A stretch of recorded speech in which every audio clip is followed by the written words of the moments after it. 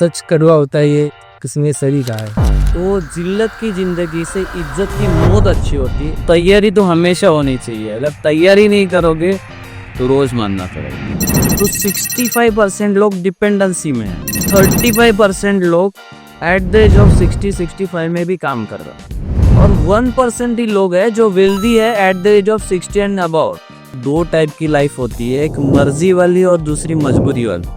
मांगने वाला कभी बाप नहीं होता, बाप हमेशा देने वाला ही होता है। इंश्योरेंस की जरूरत किसे होती है?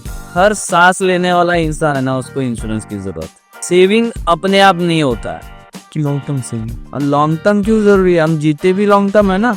उसका सैलरी 1 लाख हो गए तो भी 5,000 सेव करता है, 2 लाख हो गए तो भी 5,000 पे अटका होता है। लोग सवाल ये पूछते कि हम लोग इतने साल जिएंगे क्या? 35 साल का आदमी पूछता है इतने साल जिएंगे क्या? 50 साल 60 साल जब पैसा मिलेगा। Income minus expenditure is equal to saving. Rich crowd है, रिच पीपल, वो क्या कहता है income minus saving is equal to expenditure. Google map अपने आप एड्रेस बताता है या किसी कुछ करना पड़ता है उसके लिए? जहाँ जाना है वहाँ का एड्रेस डालना पड़ता है। अभी जो न्यू जनरेशन आ रही है कि मुझे ज्यादा पैसा चाहिए, ग्रीड शॉर्ट टर्म में होता है कि हमें पैसा तुरंत चाहिए। जैसे अभी स्टोरेज का क्या स्कैम हुआ, इंसान का सैलरी कम है इसलिए वो गरीब नहीं होता है, उसको अपने पैसे को मैनेज करना नहीं आता इसलिए वो गरीब होगा।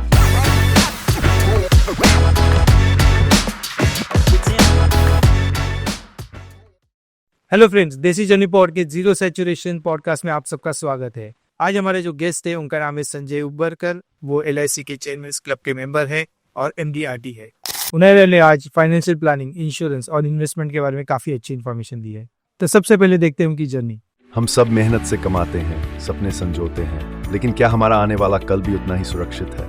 एक सही सलाह, एक सही फैसला पूरे परिवार का भविष्य संवार सकता है।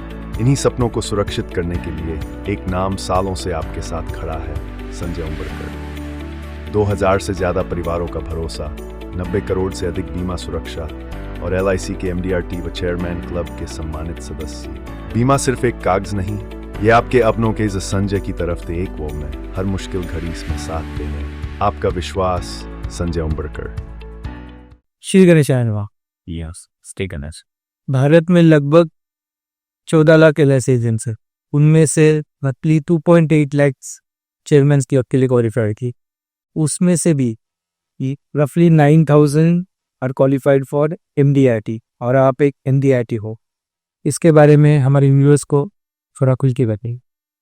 तो MDRT और चेयरमैन क्लब मेंबरशिप का जो भी क्राइटेरिया होता है उसमें LIC का जो मिनिमम बिजनेस गारंटी होता है, LIC कुछ टारगेट्स देती है, वो टारगेट्स अचीव करने के बाद वो सब उसका सर्टिफिकेशन और को पोस्ट मिल जाते हैं। Actually chairman club membership LIC का हेयर्स क्लब मेंबर था पहले, अभी उसके ऊपर कारपोरेट और गैलेक्सी क्लब आया है, वो अभी अभी इंट्रोड्यूस हुआ है।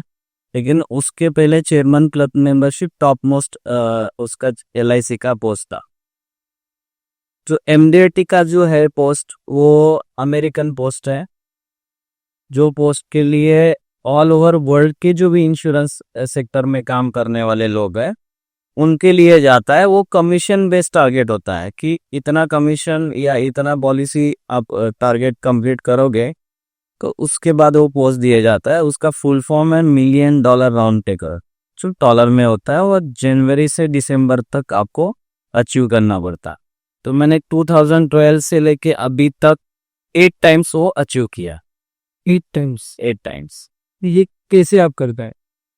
एक्चुअली देखो, जो आदमी पैशन से काम करता है उसका वो बाय डिफॉल्ट हो ही जाता है, क्योंकि ये प्रोफेशन में अगर आप कुछ काम कर रहे हो और अच्छा काम करेंगे तो वो अपने आप ही मिल जाता है। अभी कोई भी प्रोफेशन सिलेक्ट करेंगे आप, उसमें आपको टॉप मोस्ट लेवल पे नहीं जाएंगे तो प्रोफेशन में मजा नहीं।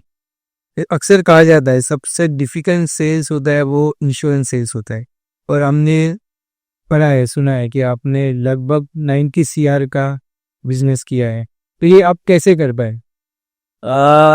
ये तो एग्जैक्ट है, जो आपने बोला कि बहुत डिफिकल्ट प्रोफेशन है। क्योंकि इसमें विजिबल प्रोडक्ट नहीं है। किसी को कुछ देना है तो विजिबल प्रोडक्ट नहीं है, उसको ड्रीम्स देने होते हैं कि आप फ्यूचर में आप क्या क्या आप जो आप सेविंग्स करोगे उसके बारे में आपको क्या क्या मिलेगा, उसके बदले में क्या मिलेगा। अभी ये देखिए इंश्योरेंस प्रोडक्ट ये ऑप्शनल प्रोडक्ट है सबके लिए। मतलब इंडिया में तो मोस्टली ऑप्शनल प्रोडक्ट है, क्योंकि लोग अपने जरूरत की चीजें लाके घर में रखते हैं, बिना जरूरत के कोई चीज घर पे नहीं लाता। लेकिन इंश्योरेंस ही ऐसा प्रोडक्ट है वो बिना जरूरत के लेके रखना पड़ता है, जरूरत पे काम आ जाता बिना जरूरत से के टाइम लेना होता है और जरूरत के टाइम काम आता है। है। एग्जाम्पल ऐसा है कि अगर आपके गाड़ी का इंश्योरेंस करना है, आपकी गाड़ी अच्छी है तो कोई भी कंपनी इंश्योरेंस करेगी। जिस दिन एक्सीडेंट होगा और इंश्योरेंस नहीं होगा तो जाके आप बोलोगे किसी कंपनी को ये गाड़ी का इंश्योरेंस करना है, हो सकता है? नहीं हो सकता। किसी आदमी को अभी कोई जस्ट उसको कोई इलनेस पकड़ा है, बीमार होने वाला है या हो रहा है बीमार, अगर कोई लाइफ इंश्योरेंस कंपनी को बोलेंगे या कोई मेडिक्लेम इंश्योरेंस कंपनी को बोलेंगे कि इसका इंश्योरेंस करके दे दो, अभी वो बीमार है, तो करेंगे। तो ये चीजें सबसे इम्पोर्टेंट है कि बिना जरूरत की लेके रखनी पड़ती है। जब जरूरत होगी तो वो चीजें वो टाइम पे इम्प्लीमेंट होगी, काम आ जाएगी।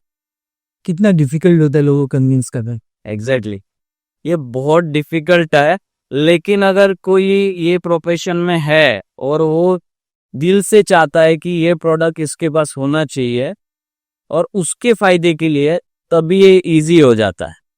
हम लोग जब भी किसी कॉमन मैन के पास जाते हैं उसको बताते हैं कि इम्पोर्टेंस ऑफ सेविंग्स, तो उसको तुरंत पता नहीं चलता कि करना क्या है एग्जैक्टली, क्योंकि बहुत सारे ऑप्शन मार्केट में है, कहाँ पे इन्वेस्ट करना है ये किसी को आइडिया नहीं होता।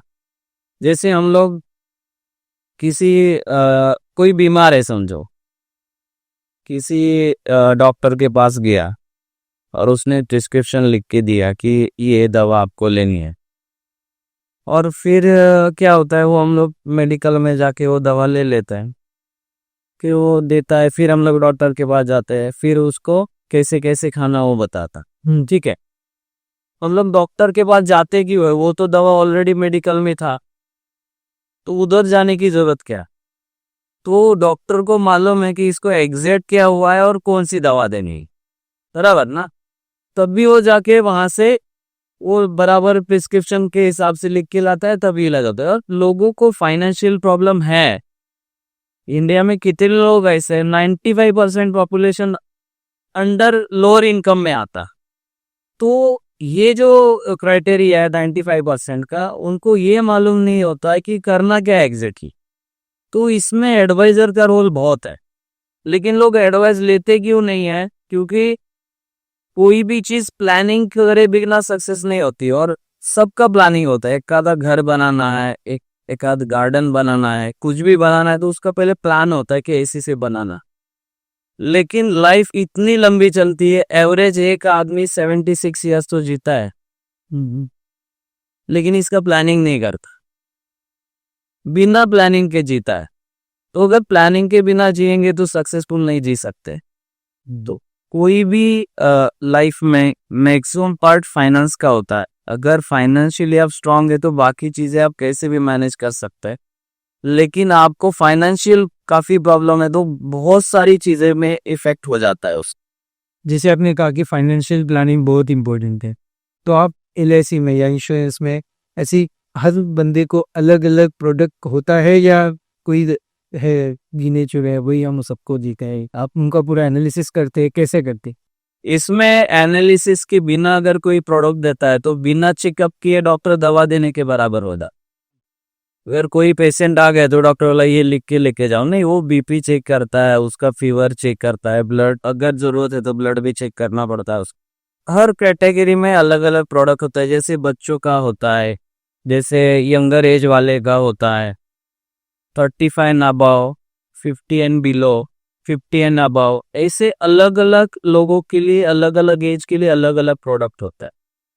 अभी हम लोग जब किसी घर में जाते हैं तो उसका नीड बेस समझते हैं, उसको बोलते हैं नीड बेस एनालिसिस, कि इनके घर में अगर 5 साल का बच्चा है, 2 साल का बच्चा है, 10 साल की लड़की है, या वो खुद 35-40 साल का है, तो सबके लिए अगर प्लानिंग करना है तो कौन से कैटेगरी में उनको डालना है, उस हिसाब से प्लानिंग करके देना पड़ता है। अभी होता क्या है कि कोई भी बंदा अपना करियर स्टार्ट करता है तो at the age of 20 to 25 exactly, तो वो टाइम पे उसका इनकम स्टार्ट होता है। उसके बाद क्या होता है, 25 से 30 के बीच में उसकी शादी हो जाती है, फिर वो घर के बारे में सोचता है।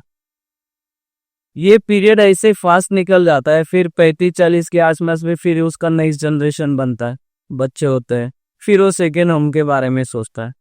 तो मेन ऑब्जेक्ट क्या होता है, जब वो स्टार्ट करता है ना अपनी लाइफ, तब भी वो कुछ छोटा मोटा सेविंग स्टार्ट करता है। जैसे उसने 25 में स्टार्ट किया तो उसका सैलरी 2000, 3000, 5000 जो भी होगा, उसमें से वो 10%, 20% सेव करता है।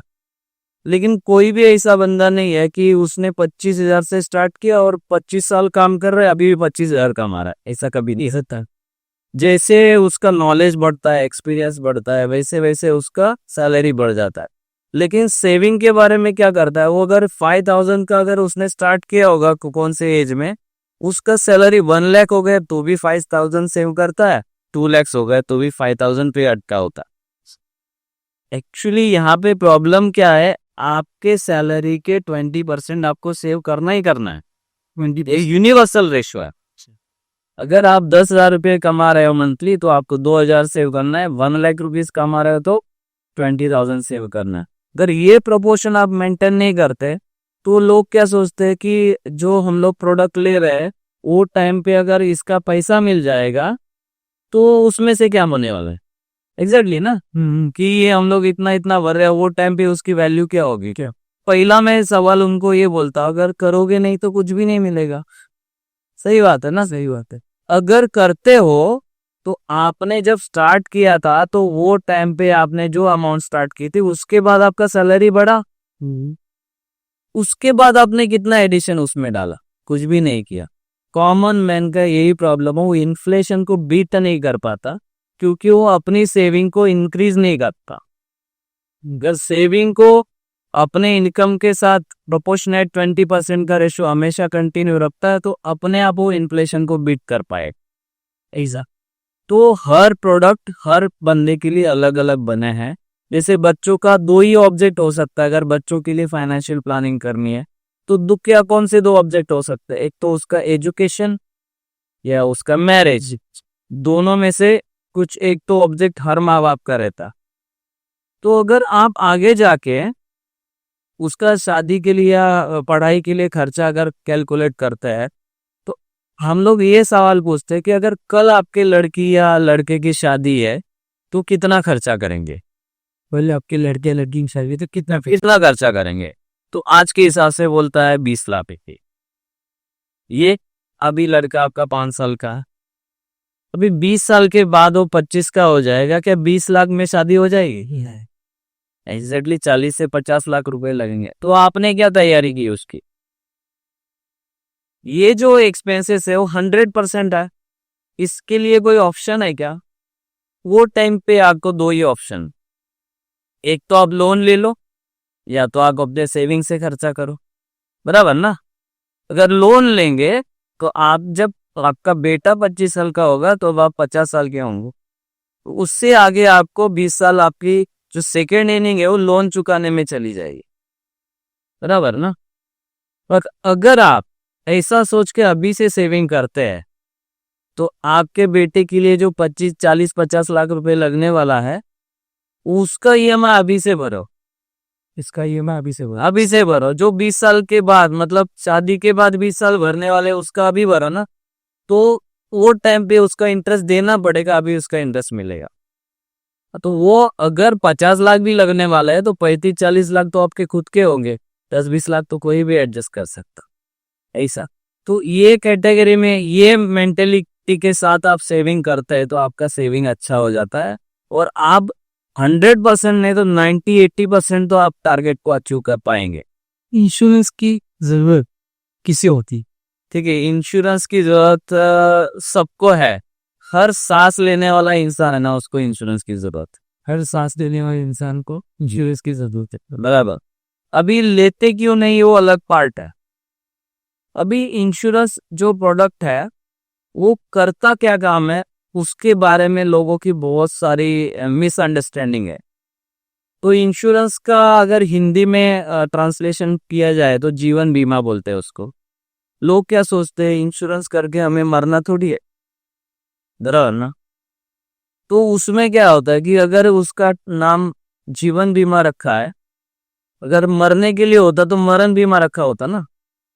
जीवन बीमा है मतलब जीने के लिए, मरने के लिए नहीं है। एवरेज आदमी जितने साल जीता है ना उतने साल उसको काम करना पड़ेगा अगर उसने अपने फ्यूचर के लिए प्लानिंग नहीं किया, बराबर ना। अभी देखिए अपना करियर 25 में स्टार्ट किया, मैक्सिमम आदमी कितने साल तक काम करता है? 60 तक काम करता। जीता कितने साल है? 70-80। तो जब हम लोग काम करते तब तक पैसा आ जाता है। काम करने के बाद हमको जरूरत है कि नहीं पैसे की? जरूरत है, जरूरत तो है। वो टाइम का क्या प्रोविजन किया? अभी उसमें ये जो वर्ल्ड वाइड ये होता है या इंडिया का ही पकड़ लीजिए, हम इंडियन है तो इंडिया की बात करते हैं। इंडिया में एक सर्वे होता है, वो सर्वे में 100 लोग ऐसे लिए जिनका एज अभी 65 अबव है, 60 एंड अबव है। तो उनको पूछा गया कि अभी आपकी फाइनेंशियल कंडीशन क्या है?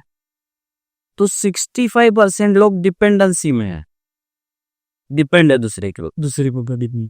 35% लोग एट द एज ऑफ 60-65 में भी काम कर रहा, और 4% ऐसे लोग हैं जो उनको पेंशन मिलता है जो गवर्नमेंट एम्प्लॉय थे, और 1% ही लोग हैं जो वेल्दी है at the age of 60 and about. सिर्फ 1%, ओनली 1% पर्सन ऐसे है, लोग फैमिली ऐसी है जो वेल्दी है। तो ऐसा क्यों है? क्योंकि जब हम लोग काम करना स्टार्ट किए तभी ये रियलाइज नहीं हुआ कि अपने लाइफ में एक सेकेंड इनिंग होती है। जब काम नहीं करते तो भी खर्चा होता है, काम करते तो भी खर्चा होता है, ठीक है। तो सेकेंड इनिंग के लिए जो तैयारी नहीं करता तो उसके लिए ये है कि कोई भी बंदा अपने लाइफ में जब काम करना शुरू करे तो उसने अगर सेकेंड इनिंग की तैयारी नहीं की है तो दो टाइप की लाइफ होती है, एक मर्जी वाली और दूसरी मजबूरी वाली। मर्जी वाली और मजबूरी वाली, तो कौन सी लाइफ आपको अच्छी लगेगी? मर्जी वाली। तो मर्जी वाली लाइफ जीने के लिए आपकी जेब गर्म होनी जरूरी है, बराबर ना। देखो हम लोग जब फैमिली में अर्निंग मेंबर होते हैं ना तो हम लोग जो डिसीजन लेते हैं ना वही डिसीजन चलता, क्योंकि हमारे पास पैसा होता। जैसे जैसे हमारे बच्चे बड़े हो जाते हैं उनकी अर्निंग स्टार्ट हो जाती है, और आपकी अर्निंग अगर स्टॉप हो गई तो आपको सामने से पैसा मांगना पड़ेगा अपनी जरूरत के लिए, बराबर ना। तो ये चीजें जब हो जाती है तो आप पिताजी थे, बाप थे, कि जब मांगने लगोगे तो बाप नहीं रहोगे। मांगने वाला कभी बाप नहीं होता, बाप हमेशा देने वाला ही होता है।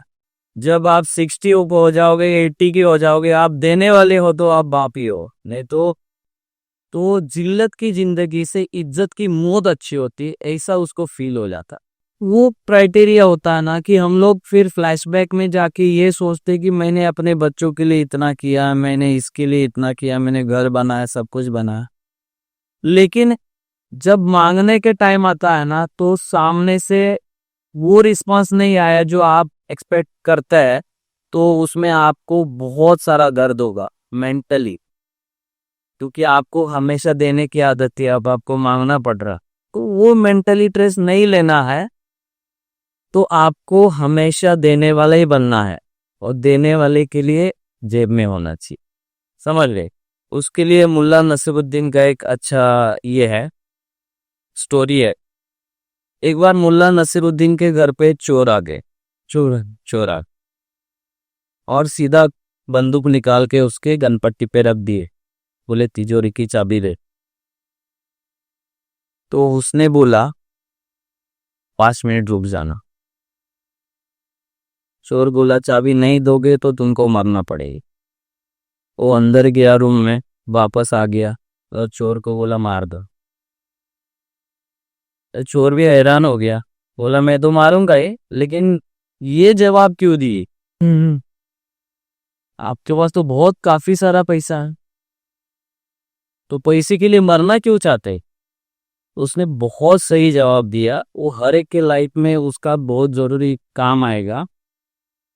अगर मैंने आपको पूरा पैसा दे दिया तो पैसा किस लिए रखा था? बुढ़ापे के लिए।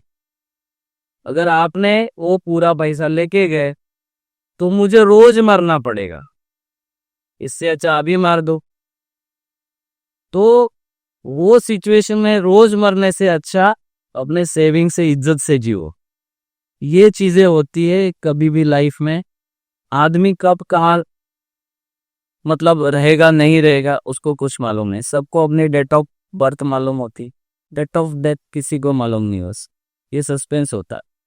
तो तैयारी तो हमेशा होनी चाहिए। अगर तैयारी नहीं करोगे तो रोज मानना पड़ेगा। इस बहुत धीरे की बात की आपने। एक्चुअली क्या होता है, जो HNI होता है, HNI खुद बुला के लोगों को अपना प्लानिंग बना, खुद सामने से बुला के करके लेता, क्योंकि उनको मालूम होता है कि हम लोग पैसा कमाने में इंटेलिजेंट है, लेकिन पैसा कैसे सेव करना उसमें इंटेलिजेंट नहीं। हर एक आदमी की मास्टरी होती है हर चीज में। जो वो कर सकता है वो और कोई नहीं कर सकता। तो हर एक को एडवाइजर की जरूरत है। कॉमन मैन को क्यों नहीं लगता एडवाइजर होना चाहिए? क्योंकि उनका लाइफ तो फ्लो के हिसाब से चलता है। एक्चुअली HNI लोगों को जरूरत है एडवाइजर की, फाइनेंशियल प्लानिंग की, फ्यूचर प्लानिंग की, या किसी कॉमन आदमी को जरूरत है फ्यूचर प्लानिंग? कॉमन ही सर।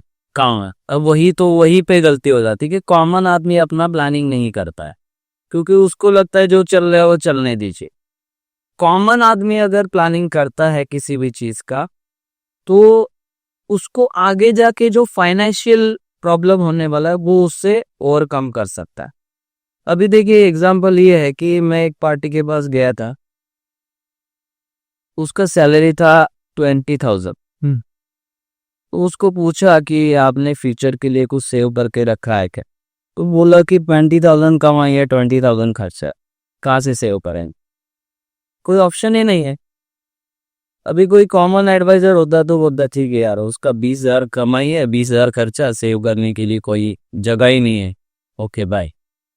लेकिन मैंने उसको एक एग्जांपल दिया, जो कंपनी में तुम काम कर रहे हो वो कंपनी तुमको 20,000 सैलरी देती है, बराबर। अगर कल रिसेशन में कंपनी बोली कि हमारे एम्प्लॉय 50 है और उसमें से 10 एम्प्लॉय को निकालना है, उसमें आपका भी नाम, तो आप क्या करेंगे? कंपनी को जाके रिक्वेस्ट करेंगे कि मुझे निकालना है। लेकिन कंपनी आपको ऑप्शन दे रही, 20,000 में से 18,000 मिलेगा, करना है तो करो, नहीं तो निकल दो। क्या करोगे? और कहीं पे काम ही नहीं है, करना ही होगा। करना होगा। अच्छा, 1,000 में करोगे, बराबर ना? अभी और कंपनी की हालत खराब है, कंपनी बोल रही एम्प्लॉय को निकालने के सिवा कोई ऑप्शन ही नहीं है, और आपका एक ऐसा ऑप्शन दिया है कि भाई आपको काम करना है तो 16,000 में करो, नहीं तो निकल जाओ, और हमारे पास कोई ऑप्शन नहीं, क्या करेंगे? करना ही होगा। क्योंकि और जगह पे कोई काम नहीं मिल रहा है करना, बराबर। तो वैसे वो 16,000 जो 18,000 मिलेगा उसमें से घर चलाओगे? चलाना पड़ेगा। फिर 20,000 मिलता था तभी भी चला रहे थे, 18 में भी चला रहा, 16 में चला रहे हो, तो कैसे चल रहा है फिर अभी? बराबर ना? फोर्सफुली चल रहा। फोर्सफुली चल रहा है ना? तो अभी जो 20 मिल रहा है ना, उसमें ये सोचो कि मेरा 18 सैलरी और 2,000 सेव करो, तभी सेविंग होता है। Psychological saving. Psychological saving. Saving अपने आप नहीं होता है। अगर किसी बिल्डिंग के 10 स्टोरेज टावर है, उसके ऊपर पानी चढ़ाना है तो मोटर की जरूरत लगेगी, लेकिन ऊपर से पानी नीचे डालना है तो इसी मोटर की जरूरत नहीं है। क्योंकि जो काम पॉजिटिवली करना होता है ना, उसको एनर्जी लगती है। वो एनर्जी अगर आप सेविंग्स में डालोगे तभी सेविंग होगी। नहीं तो अगर 1 लाख कमाने वाला 90,000 खर्चा करता है और 50,000 कमाने वाला 10,000 करता है, तो दोनों में से अमीर कौन है? अच्छा सर। ऑब्वियसली 50,000 कमाने वाला अमीर है, क्योंकि 1 लाख वाले का 90,000 तो खर्चा हो रहा है। देखो, आदमी जब भी अपना करियर स्टार्ट करता है, अगर वो इसके बारे में नहीं सोचेगा तो फ्यूचर में वो कभी रिच नहीं बन सकता। रिच बनने के लिए आपको एक ही ऑप्शन है, आपको पैसे को अच्छे से मैनेज करना। बराबर। इंसान का सैलरी कम है, लोगों का सैलरी कम है, इसलिए वो गरीब नहीं होते हैं। उसको अपने पैसे को मैनेज करना नहीं आता, इसलिए वो गरीब होता। हर आदमी कुछ ना कुछ कमा रहा है, तो सेविंग सब लोग क्यों नहीं कर पाते? क्योंकि सेविंग्स एक साइकोलॉजी है, वो अगर उसने इम्प्लीमेंट की तो ही पैसा बचेगा, नहीं तो नहीं बच सकता। और ये प्रोसेस जितना लॉन्ग टर्म के लिए होगा उतना बेनिफिट ज्यादा है, क्योंकि वॉरेन बफे का स्टेटमेंट है कि कंपाउंडिंग, स्ट्रेंथ ऑफ कंपाउंडिंग, जितना आप उसको लॉन्ग टर्म के लिए लेके जाओ उतना अच्छा रहता। अभी जो न्यू जनरेशन आ रही है, उनका इंटेंशन मोस्टली शॉर्ट टर्म में होता है। शॉर्ट टर्म में होता है कि हमें पैसा तुरंत चाहिए। इसके चक्कर में बहुत सारे लोग उनको कैप्चर करके पॉन्जी स्कीम में लेते, जैसे अभी स्टोरेज का क्या स्कैम हुआ। किस लिए हुआ? क्योंकि लोगों को लालच है कि मुझे ज्यादा पैसा चाहिए। ग्रीड की वजह से लोगों के करोड़ों अरबों खरबों रुपए डूब जाते हैं। अभी आप जब इन्वेस्टमेंट करते हैं उसमें, तभी जाके पुलिस स्टेशन नहीं बताते कि ये हम लोग ऐसे ऐसे कंपनी में डाल रहे। जब डूब जाता है तभी आप पुलिस स्टेशन जाके करते हैं। ये पैसा 100 and 200% कभी रिकवर नहीं होगा, क्योंकि उन्होंने ऑलरेडी उसको खत्म किया होगा। और करते ही लोग, क्योंकि जब उनको मालूम है कि वापस देना नहीं है 2 साल 4 साल के बाद, तो वो लोग थोड़ी रखेंगे उसको, वो तो कहीं ना कहीं उसको उड़ा ही देंगे। तो आपका कोई चांस नहीं, आप पुलिस स्टेशन जाओ या जिंदगी भर वहां चक्कर लगाते रहोगे, आपको पैसा वापस नहीं मिलने वाला। देखो, लॉन्ग टर्म इन्वेस्टमेंट आपको रिटर्न्स कम देगी, लॉन्ग टर्म इन्वेस्टमेंट रिटर्न्स कम देगी, लेकिन आपको गवर्नमेंट गारंटी के साथ प्रिंसिपल आपका सेफ होना चाहिए। ये आपका मेन क्राइटेरिया होना चाहिए इन्वेस्टमेंट का। अगर आपने शुरू से रिस्क में पैसा डालना शुरू किया तो आपका पैसा कभी वापस नहीं आएगा, क्योंकि 100 में से 2 ही लोगों का पैसा रिटर्न मिलता है रिस्क वालों में। लेकिन अगर 100% रिकवरी चाहिए तो आपको ऐसे प्रोडक्ट लेने चाहिए जिसमें आपका प्रिंसिपल सेफ हो, क्योंकि 1 रुपया भी आपको फ्री में नहीं मिलता, सबके लिए मेहनत है। बराबर ना? तो आप मेहनत का पैसा कहीं पे भी डालोगे और ज्यादा रिटर्न के चक्कर में तो आप हमेशा डूब जाओ। तो आपको इन्वेस्टमेंट पहले सेव करनी चाहिए, वो सफिशिएंट इन्वेस्टमेंट होगी तो आपको नेक्स्ट लेवल पे आपको थोड़ा स्पेकुलेशन में जाना चाहिए, गैम्बलिंग में जाएंगे, म्यूचुअल फंड, कोई भी ऐसा रिस्क वाला प्रोडक्ट लेंगे, कोई दिक्कत नहीं।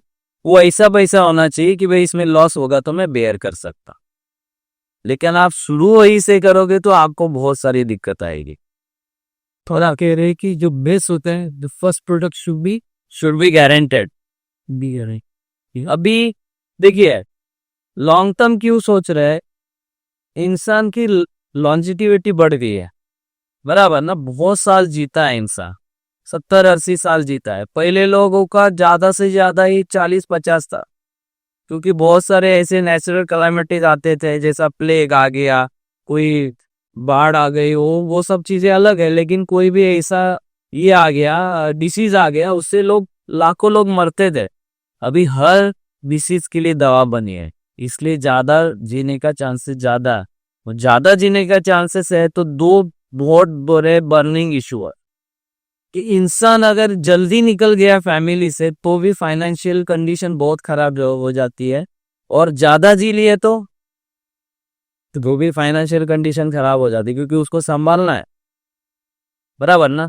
उसको संभालना है तो पैसा चाहिए। अभी फॉर एग्जांपल, कोई एक बंदा है, वो रिटायर्ड हो गया, उसको पेंशन आता, समझो 1 लाख पेंशन ले रहा है, तो पेंशन आ रहा है, धीरे धीरे उसका घर चल रहा है, उसका पर्सनल खर्चा, मेडिक्लेम का सब खर्चा मिल रहा है। अगर वो इंसान बीमार हो गया, उसके बच्चे 2-3 हॉस्पिटलाइज हो गया, तो क्या उसके बच्चे क्या करेंगे? उसको रखने की कोशिश करेंगे, जाने देने की कोशिश कर? उनकी हक नहीं, क्योंकि पेंशन आ रही है, वो इंडिपेंडेंट जी रहा है, जीने दो। अभी सेकंड एग्जांपल ऐसा है, एक बंदा है 70 हो गया, कोई इनकम नहीं है, बच्चों के ऊपर डिपेंड है और वो बीमार हो गया और बोले कि 25 लाख खर्चा है। क्या उसके बच्चे बोलेंगे कि जीने दो? ही बहुत रेयर केस में होगा वो, लेकिन मैं जनरल बात कर रहा हूँ। अगर उनके बस में होगा तो ठीक है, अदरवाइज तो मैं मैक्सिमम इंटेंशन क्या होगा, वो भी क्या खर्चा करके फाइनल साले। तो आपको अगर इज्जत से और लास्ट मोमेंट तक फाइनेंशियली सेफ रहना है ना, तो आपके पास एक प्रोडक्ट होना चाहिए, पेंशन। पेंशन ऐसा प्रोडक्ट है, it gets money without tension, long life, बराबर ना। अभी प्लानिंग करने के टाइम अपने साथ एक पार्टनर भी होता है, अपनी वाइफ, उसको भी देखना पड़ता है। अगर वो हाउस वाइफ थी या है, अगर उसके लिए भी आप नहीं सोचेंगे तो बाद में आधी आधी रोटी खानी पड़े। जब प्लानिंग करोगे तो एक सेकेंड आपका पार्टनर है, उसके साथ आप प्लानिंग करना शुरू करें, क्योंकि आपका चल गया, आपकी बीवी को भी तो खाना पीना चाहिए, तो उसके लिए भी आपको सोचना जरूरी है, ये तो वो कहा जाएगी। तो जब प्लानिंग करते तो दो लोगों का सोच के करो। अभी कौन पहले जाएगा बाद में जाएगा वो बात की बात है, लेकिन जी लिए तो सुकून से जिएंगे जब तक पैसा है, ऐसा। तो देखिए, आज ट्रेंड ऐसा चल रहा है कि सब न्यूक्लियर फैमिली हो रही, न्यूक्लियर फैमिली। डिपेंडेंसी मोस्टली अभी खत्म ही हो जाएगी कुछ सालों के बाद, और इंडिया में सोशल सिक्योरिटी नाम की कोई चीज नहीं है। कोई बुढ़ापे के लिए पेंशन नहीं देता है। अगर आप सेल्फ एम्प्लॉयड हो, या अगर आप खुद का बिजनेस कर रहे हो, या छोटा मोटा धंधा करके जी रहे हो, तो 60 के बाद आपके पास क्या ऐसा चीज है कि जो आपको घर बैठे बैठे पैसा देगा? ऐसा कोई प्रोडक्ट होना चाहिए, बराबर ना। तो वो प्रोडक्ट के लिए अगर आप नहीं जाते हो तो आपको जिंदगी भर काम करते रहना पड़ेगी, या बच्चों के ऊपर डिपेंड रहना पड़ेगा। बच्चे अच्छे निकले तो संभालेंगे, वो तो गेम है, पूरा आपके नसीब के ऊपर है। तो अगर आपको 2 बच्चे हैं ना, तो तीसरा भी होना चाहिए, तीसरा होना चाहिए। अगर 4 है तो 5वां भी होना चाहिए, 8 है तो 9वां भी होना चाहिए। वो कौन सा? वो आपकी सेविंग्स। पहले 4 लात मारेंगे, पहले 8 लात मारेंगे, लेकिन 9वां आपको कभी लात नहीं मारेगा, वो आपको गारंटेड ला के देगा, बराबर ना। ऐसा क्यों है?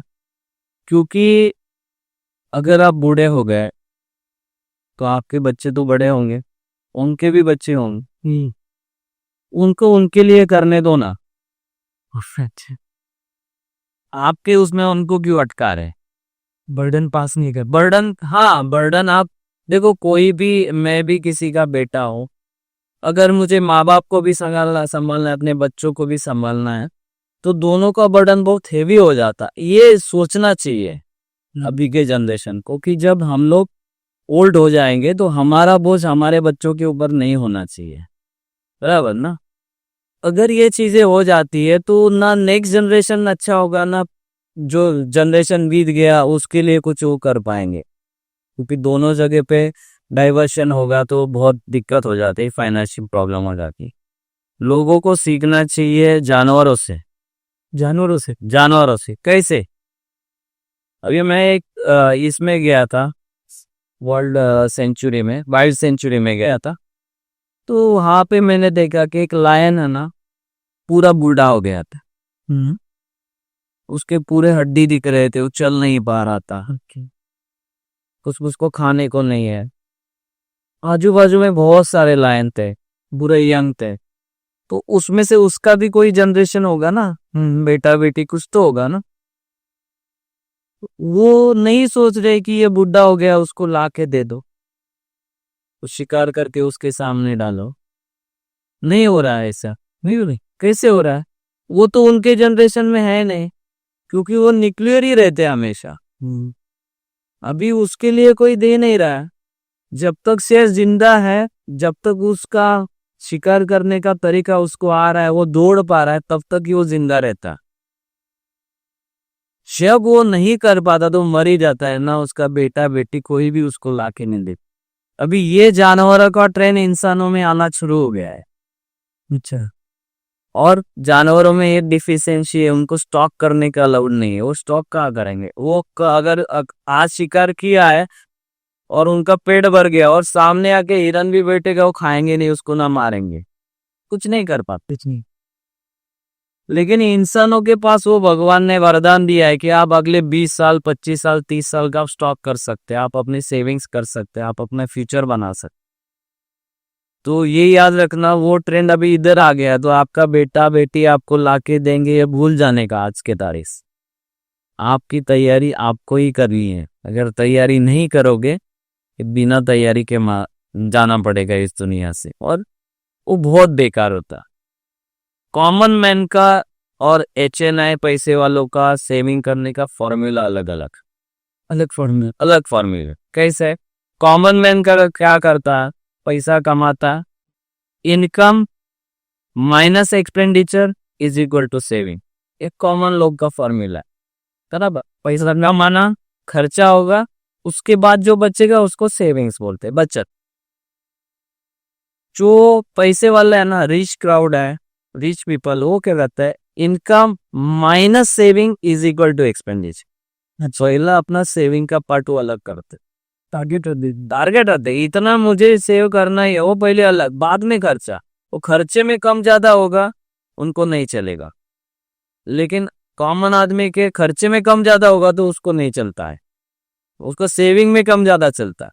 लेकिन इनको सेविंग में कम ज्यादा नहीं चलता है, उनका टारगेट बेस रहता है कि ये अपने को सेव इतना करना ही करना है। तो दोनों में ये फर्क है। देखो, हम लोग खाना खाते हैं, उसके बाद जो बचता है उसको क्या बोलते हैं? झूठा खाना, वो फेंकने के लिए हो। अगर वो खाना आप फ्यूचर के लिए बचा के रखोगे तो क्या उसमें से आपका पेट भरेगा?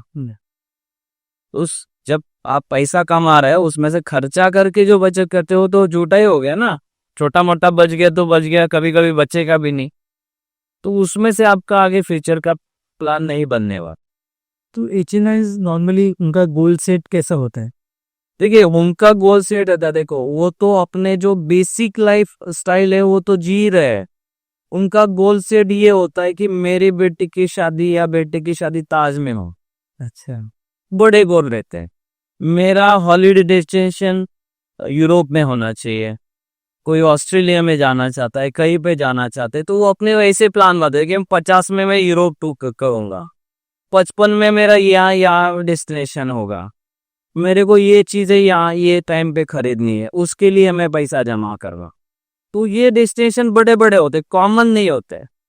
अभी कॉमन मैन का डेस्टिनेशन क्या होता है? छोटा छोटा होता, लेकिन उसके लिए भी वो करेगा नहीं तो वो भी अचीव नहीं होगा। सबके ड्रीम्स होते लाइफ में, लेकिन उसको पूरा करने के लिए जो फाइनेंशियल सपोर्ट लगता है, वो सपोर्ट अगर आप क्रिएट नहीं करोगे तो आपका वो अचीव कभी नहीं होगा, तो ड्रीम्स ही रह जाएंगे, ड्रीम्स ही बनेंगे ऐसा। तो धीरे धीरे करके आपको, अगर 100% तो कोई भी नहीं कर सकता। कोई भी ड्रीम है आपका 1 करोड़ 2 करोड़ 5 करोड़, तो 100% तो होगा नहीं, लेकिन वहां तक पहुंचने की कोशिश तो जरूर करनी चाहिए। अगर वो नहीं करेंगे तो आपको जीरो ही रहेगा हमेशा ऐसा। तो टारगेट और ड्रीम्स होने चाहिए। देखो, आजकल के जमाने में सब लोग कहीं जाते हैं ना तो किसी को एड्रेस नहीं पूछते। क्यों? गूगल मैप अपने आप एड्रेस बताता है या किसी कुछ करना पड़ता है उसके लिए? थोड़ा सर्चिंग करना नहीं, जहाँ जाना है वहां का एड्रेस डालना पड़ता, बराबर। वो आप डालेंगे कि मुझे सेक्टर 17 वाशी में जाना है, ये बिल्डिंग में जाना है, वो डालेंगे तो वो अपने आप दिखाता है ना।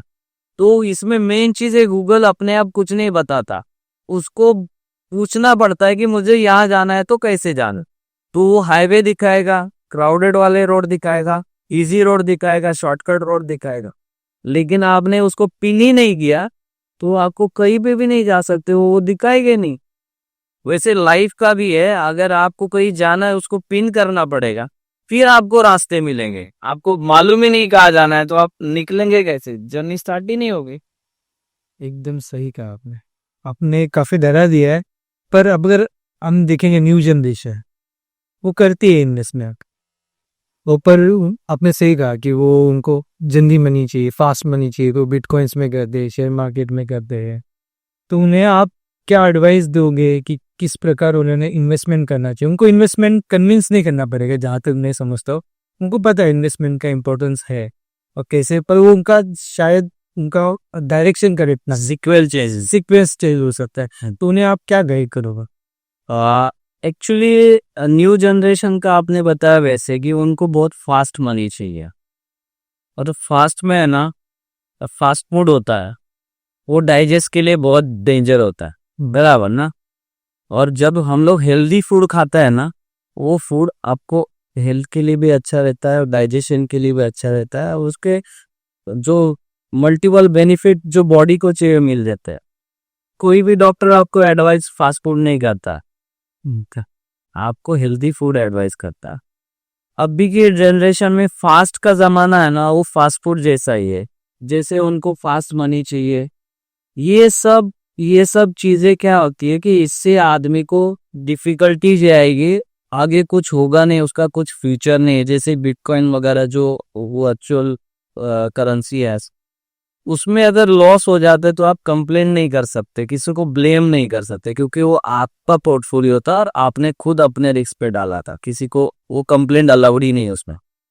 मैं सवाल पूछता हूँ यंग जनरेशन को, अगर आपको एक 10-15 फीट का घर बनाना है, बूम बनाना है, तो कितना फीट डीप जाना पड़ेगा जमीन? या 10 फीट हाइट लेना है तो डीप कितना जाना पड़ेगा? अपनी स्कूल 2-4 फुट जाना पड़ेगा, क्योंकि 10 फुट का हाइट तो 2-4 फुट जमीन पे जाएंगे तो हो जाता है। अगर आपको 100 स्टोरेज टावर बनाना है तो कितना फुट नीचे जाना होगा? 2-4 फुट में चलो। तो उसमें मेन क्या आएगा, आपका बेस मजबूत होगा तभी 100 स्टोरेज टावर खड़ा होगा, हमेशा के लिए खड़ा रहेगा। तो ये बेस कितना होना चाहिए, ये तो इंजीनियर बताएगा ना। तो फाइनेंस में भी वैसे ही बेस क्या होना चाहिए ना, बहुत इंपॉर्टेंट है। अगर 100 स्टोरेज टावर बनाना है तो 30 स्टोरेज नीचे जमीन में जाना जरूरी है, तभी वो टिका रहेगा। 30% तो जमीन में होना चाहिए, 30% की। तभी आपका 70% वो लोड लेगा। वैसे इन्वेस्टमेंट में आपका बेस अगर मालूम नहीं है, आप कितना भी इन्वेस्टमेंट करोगे, ऊपर वाला ये सब शेयर मार्केट वाला, बिटकॉइन वाला, ये सब करोगे, तो वो आपको उसका रिफंड का या उसके जो बेनिफिट्स मिलने वाले हैं वो इतने पावरफुल नहीं होंगे। अगर होंगे तो भी वो 100 में से 2-3 लोगों को होगा। अभी शेयर मार्केट में एक फंडा ये है कि किसी को प्रॉफिट होने के लिए किसी को लॉस होना जरूरी है। किसी को प्रॉफिट होने के लिए किसी को लॉस होना जरूरी। अगर कोई शेयर बेच रहा है, उसको नहीं परवड़ता है, उसमें लॉस में बेचा, तो कोई लॉस में खरीदेगा या उससे ज्यादा किसी को प्रॉफिट होगा तो वो लेगा। तो किसी का लॉस होता है तो किसी का प्रॉफिट होता है, शेयर मार्केट का फंडा, बराबर ना। विन विन सिचुएशन नहीं है उसमें। अगर कोई आप रेगुलर प्रोडक्ट लेता है, फाइनेंशियल पिरामिड में बेस आता है, आपको लाइफ इंश्योरेंस प्रोडक्ट होना चाहिए, आपको क्रिटिकल इलनेस राइडर लेना चाहिए, मेडिक्लेम लेना चाहिए, ठीक है। गारंटेड प्रोडक्ट में एफडी आता है, आरडी आता है, कोई भी एंडोमेंट प्लान लेंगे, कोई ऐसा प्रोडक्ट ले रिकरिंग टाइप डिपॉजिट वाला लेंगे, वो गारंटेड होता है। उसके ऊपर आता है आपका रियल एस्टेट इन्वेस्टमेंट, जिसके लिए काफी सारा पैसा लगता है, बहुत ज्यादा फंड लगता है। जो आप एफडी आरडी 1000-2000 से स्टार्ट कर सकते हैं, उसके लिए तो लाखों करोड़ों रुपए लगते हैं। अगर आप बड़ा कुछ करना चाहते हैं, लाखों में ही लगता है, उससे ज्यादा। और टॉप में आता है स्पेकुलेशन, जैसे सट्टा, आपने लगाया, फ्यूचर ट्रेडिंग कर दिया, ये कर दिया, वो कर दिया, आपको कोई गारंटी नहीं है। आपको लगा तो आपका नसीब, नहीं लगा तो आपका लॉस। ये चीजों में उतना पैसा लगाना चाहिए जितना आपको लॉस आप बेयर कर सकते। बाकी सब प्रोडक्ट में आपको गारंटी रिटर्न आने वाले। तो इंश्योरेंस जो बेस है ना, वो आपको रिटर्न्स कम देंगे। जैसे बॉन्ड, डिबेंचर, गवर्नमेंट के जो भी आते हैं, वो उसमें रिटर्न्स 5-6-7% ही आएंगे, लेकिन आपको उसका 100% मालूम होगा कि ये पैसा मुझे मिलने वाला। उसके बाद आप कितना भी गैम्बलिंग करो कोई दिक्कत नहीं, लेकिन आप बेस मजबूत करो अपना। जैसे कोई बच्चा स्कूल में जाता है तो सीधा उसको लिटरेचर नहीं सिखाया जाता, ABCD सिखाया जाता। उसके बाद उसको धीरे धीरे धीरे करके वो आगे जाके वो बहुत सारी पढ़ाई कर सकता है, लेकिन बेस तो ABCD है ना। वो छोड़ के आप जंप मारोगे तो आप आगे जाके प्रॉब्लम में आ सकते हैं, ये चीजें हो सकती है। तो आपको अगर स्टार्ट करना है तो आप गारंटेड प्रोडक्ट से स्टार्ट करो, धीरे धीरे धीरे आप जैसे आपको रिस्क लेने की कैपेसिटी जैसी आपकी वैसे आप इन्वेस्टमेंट स्टार्ट करेंगे। स्टार्ट विद प्रोटेक्शन, ऐसा प्रोटेक्शन सेव इन्वेस्टमेंट ऐसा। अभी देखिए जैसे कोई बीमारी आ जाती है तो वो आदमी के साथ उसकी पूरी सेविंग्स खा लेता है। कोई घर में कोई कैंसर पेशेंट है या किसी का किडनी का इश्यू है, किसी का हार्ट का इश्यू है, उसने जिंदगी भर जितना कमाया ना वो सब पैसा उसमें लग जाता है। फिर उसके लिए 2 लोग भी रखते हैं, उसको हॉस्पिटल लेके आना है जाना है, पूरा घर टेंशन में रहता है। अगर आपके पास मेडिक्लेम ये प्रोडक्ट नहीं होगा तो आपकी सेविंग्स पूरी उसमें चली जाएगी और आप पूरा जो भी कमाया फिर से नीचे डाउन फ्लो चालू हो जाएगा आपका। और मैंने बहुत सारे ऐसे केसेस देखे कि जिन्होंने अच्छा काफी पैसा कमाया था लेकिन ऐसा कुछ बीमारी आ गई जैसे कैंसर वगैरह, उनका पूरा सेविंग उसमें चला गया और कैंसर के हालत में भी उनको काम करना पड़ रहा है। और बहुत रेयर चांस है कि आपको ऐसे हालत में आपको कोई काम पे रखे, लेकिन ऐसी जिंदगी नहीं चाहिए किसी को ऐसा। दूसरी चीज क्या होती है कि अगर कोई बंदा है बहुत अच्छा पैसा कमा रहा हो, सडनली वो एक्सीडेंटल या किसी चीज से वो फैमिली में नहीं रहता, तो वो फैमिली में जो फाइनेंशियल प्रेशर आता है वो सबसे हाईएस्ट रहता। वो चीज में उनकी फैमिली सफर करती है, वो ना किसी से मांग सकती है पैसा, ना कोई लोन उनको देता है। उनको मालूम है कि हॉस्पिटल में अगर बंदा है तो उसको लोन देंगे या पैसा देंगे तो वापस मिलने के चांसेस बहुत कम होते हैं। वो कभी भी फाइनेंस किस बेस पे होता है, वापस आने के चांस कितने हैं उस बेस पे होता है। तो मैंने अपने करियर में जितने भी मैं 21-22 साल में काम किया हो, मैंने ऐसे केसेस देखे कि जैसे उन्होंने मेरे पास आके इन्वेस्टमेंट स्टार्ट किया और जब उसका पेपर वर्क हो गया, सब हो गया, रिसीट बना और उनके घर पे मैं जाके वो जो ओरिजिनल पेपर डिलीवर करने गया तो पता चला वो आदमी का डेथ हो गया, वो है नहीं अभी। तो ऐसे एक मेरा क्लाइंट था मेरे पास आया, बोला कि ऐसे ऐसे मुझे इन्वेस्टमेंट करना है, मेरा बेटा 1 साल का है और वो जब बड़ा हो जाएगा 18-19 साल का तो एजुकेशन प्लान कुछ दे दो। बोला ठीक है दे देंगे। तो मैंने उसका 2005 में एक प्लान बना के दिया था। जब उनके घर पे मैं गया बॉन्ड डिलीवर करने, तभी फिजिकली देते थे सब, डिलीवर करने गया तो सब लोग ऐसे बैठे थे और मुझे बोले कि हम लोग आगे का पैसा नहीं भर सकते। बोले क्या हुआ? बोला जो जिन्होंने खुला था, जिन्होंने इन्वेस्टमेंट स्टार्ट किया तो वो रहा नहीं, उनको मैं बोला आपको भरने की जरूरत नहीं, मैं पैसा दूंगा। तो वो टाइम पे शायद 2 लाख का क्लेम था, तो 2 लाख क्लेम उसको मैंने सेटल करके उसके वाइफ को दिया। बेटा तो 1 ही साल का था। अभी उसकी वाइफ क्या करेगी, वो तो हाउस वाइफ थी। पहली चीज बॉम्बे में सबसे बड़ा दिक्कत क्या हो जाता है, रहने का। अगर वो अभी अकेली है तो कहाँ रहेगी। तो 2 लाख में उसने 80,000 डाल के 2,80,000 में एक उसने घर खरीदा सिंप्लेक्स कंसूरी में। उसने घर खरीदा और उसमें रहने लगा। अभी दूसरा ऑप्शन था, कुछ कमाई तो चाहिए। हस्बैंड बहुत अच्छा था, इंजीनियर था, उसका कम से कम 50-60 हज़ार सैलरी वो टाइम पे था। अभी वो रहा नहीं तो उससे इनकम तो बंद हो गया। तो जब वो काम ढूंढने लगे, एक हाउसवाइफ जब काम ढूंढती है तो उसको बहुत सारे दिक्कतों का सामना करना पड़ता है। तो गई, बहुत सारी जगह पे गई, क्योंकि मैं टच में था क्या क्या फैमिली में, क्योंकि मैं डॉक्यूमेंटेशन के लिए बार बार उनके घर पे जाता था जब क्लेम देना था। तो मैंने उसको पूछा कि जॉब मिला कि नहीं, को बोली डीमार्ट में जॉब मिला। तो डीमार्ट में वो जॉब करने लगी। धीरे धीरे 5,000 10,000 जो बेसिक सैलरी मिलती थी उससे उसका घर चलता था। पहली चीज तो उसको LIC के पैसे से उसका घर तो बना। उसके बाद उसका बेटा भी का पढ़ाई था, वो जो कमाई करती थी बेटी के लिए पढ़ाई के लिए जाता था। अभी वो बेटा 18 साल का हो गया, और फिर 18 साल में मैं जाके उसको एजुकेशन का भी पैसा दे के आया। मैं 18-19 साल में उन्होंने एजुकेशन प्लान बनाया था, तो उसमें 2 क्लेम मिले। एक तो डेथ क्लेम मिला जो एक्सीडेंटल हुआ था तभी का, और बेटे को एजुकेशन का भी पैसा मिला। खाली 10,000 रुपीज भरा था। टोटल क्लेम 5 to 6 lakhs का मिल गया उस। तो ये स्ट्रेंथ होती है। अभी इसका परसेंटेज वाइज कैलकुलेट करेंगे, अगर 10,000 कोई भरता है उसको 5 lakhs मिलता तो कितना परसेंट हो गया? 100% बोलेंगे तो 20,000 हो जाएगा। 20,000 1000% हो गया। 1000% उसको लिया। देखो ये प्रोडक्ट कैसा है कि इसमें आदमी अगर पैसा जमा करता है तो उसका एक सोशल रिस्पॉन्सिबिलिटी भी कवर होता है। जैसे मैं इंश्योरेंस में पैसा भर रहा हूँ, बराबर ना, वो पैसा जब जमा होता है और किसी का क्लेम आता है तो मेरे पैसे का 1 रुपए तो उसको जाता होगा ना। किसी विधवा के घर चलाने के लिए वो पैसा जा रहा है, वो भी मुझे उसकी खुशी मिलती है।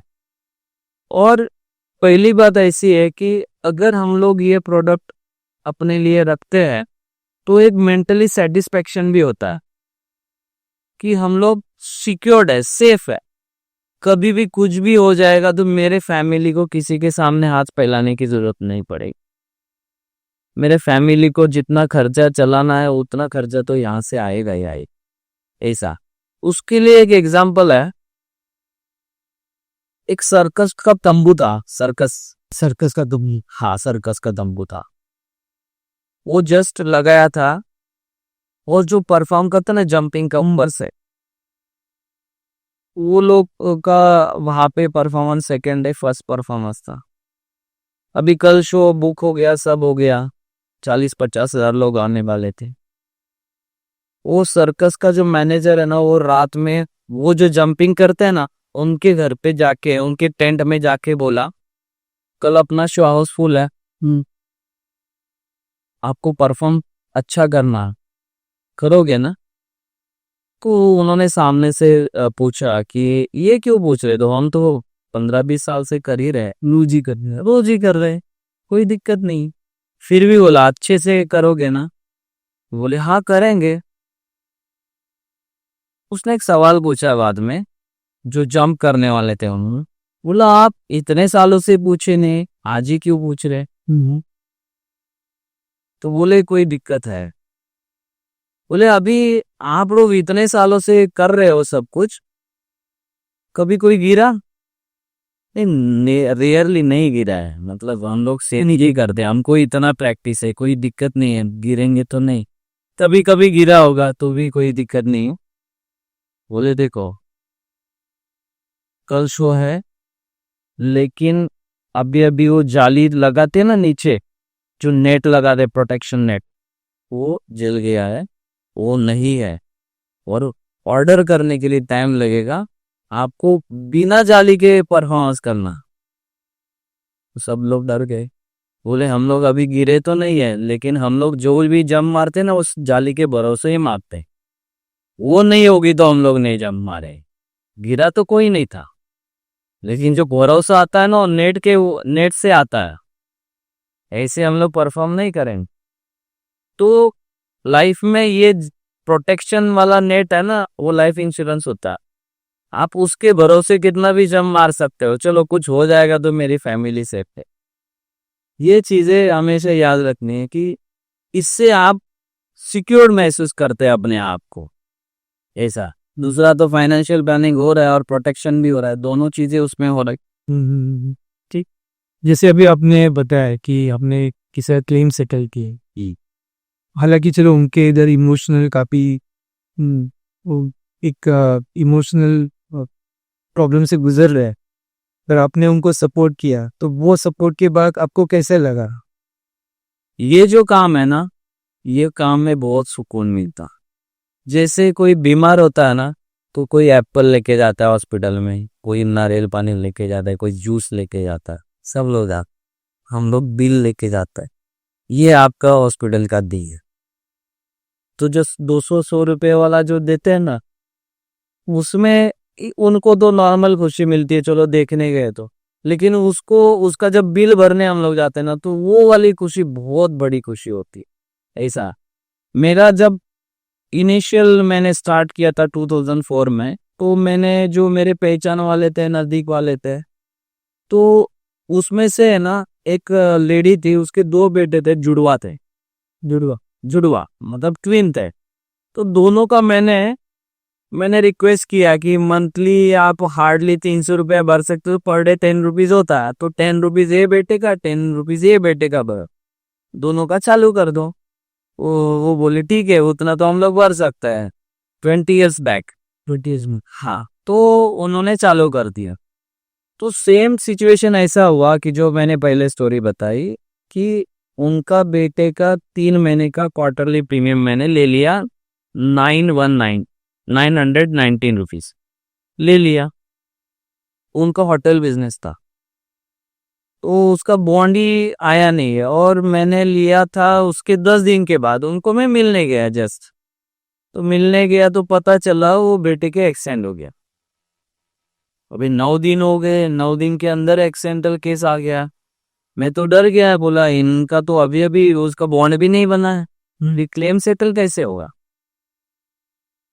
भी लाइफ इंश्योरेंस कॉर्पोरेशन की स्ट्रेंथ देखिए, वो बॉन्ड नहीं प्रिंट हुआ तो भी मैंने उसका 1.5 लाख का क्लेम सेटल किया, हो गया क्लेम से।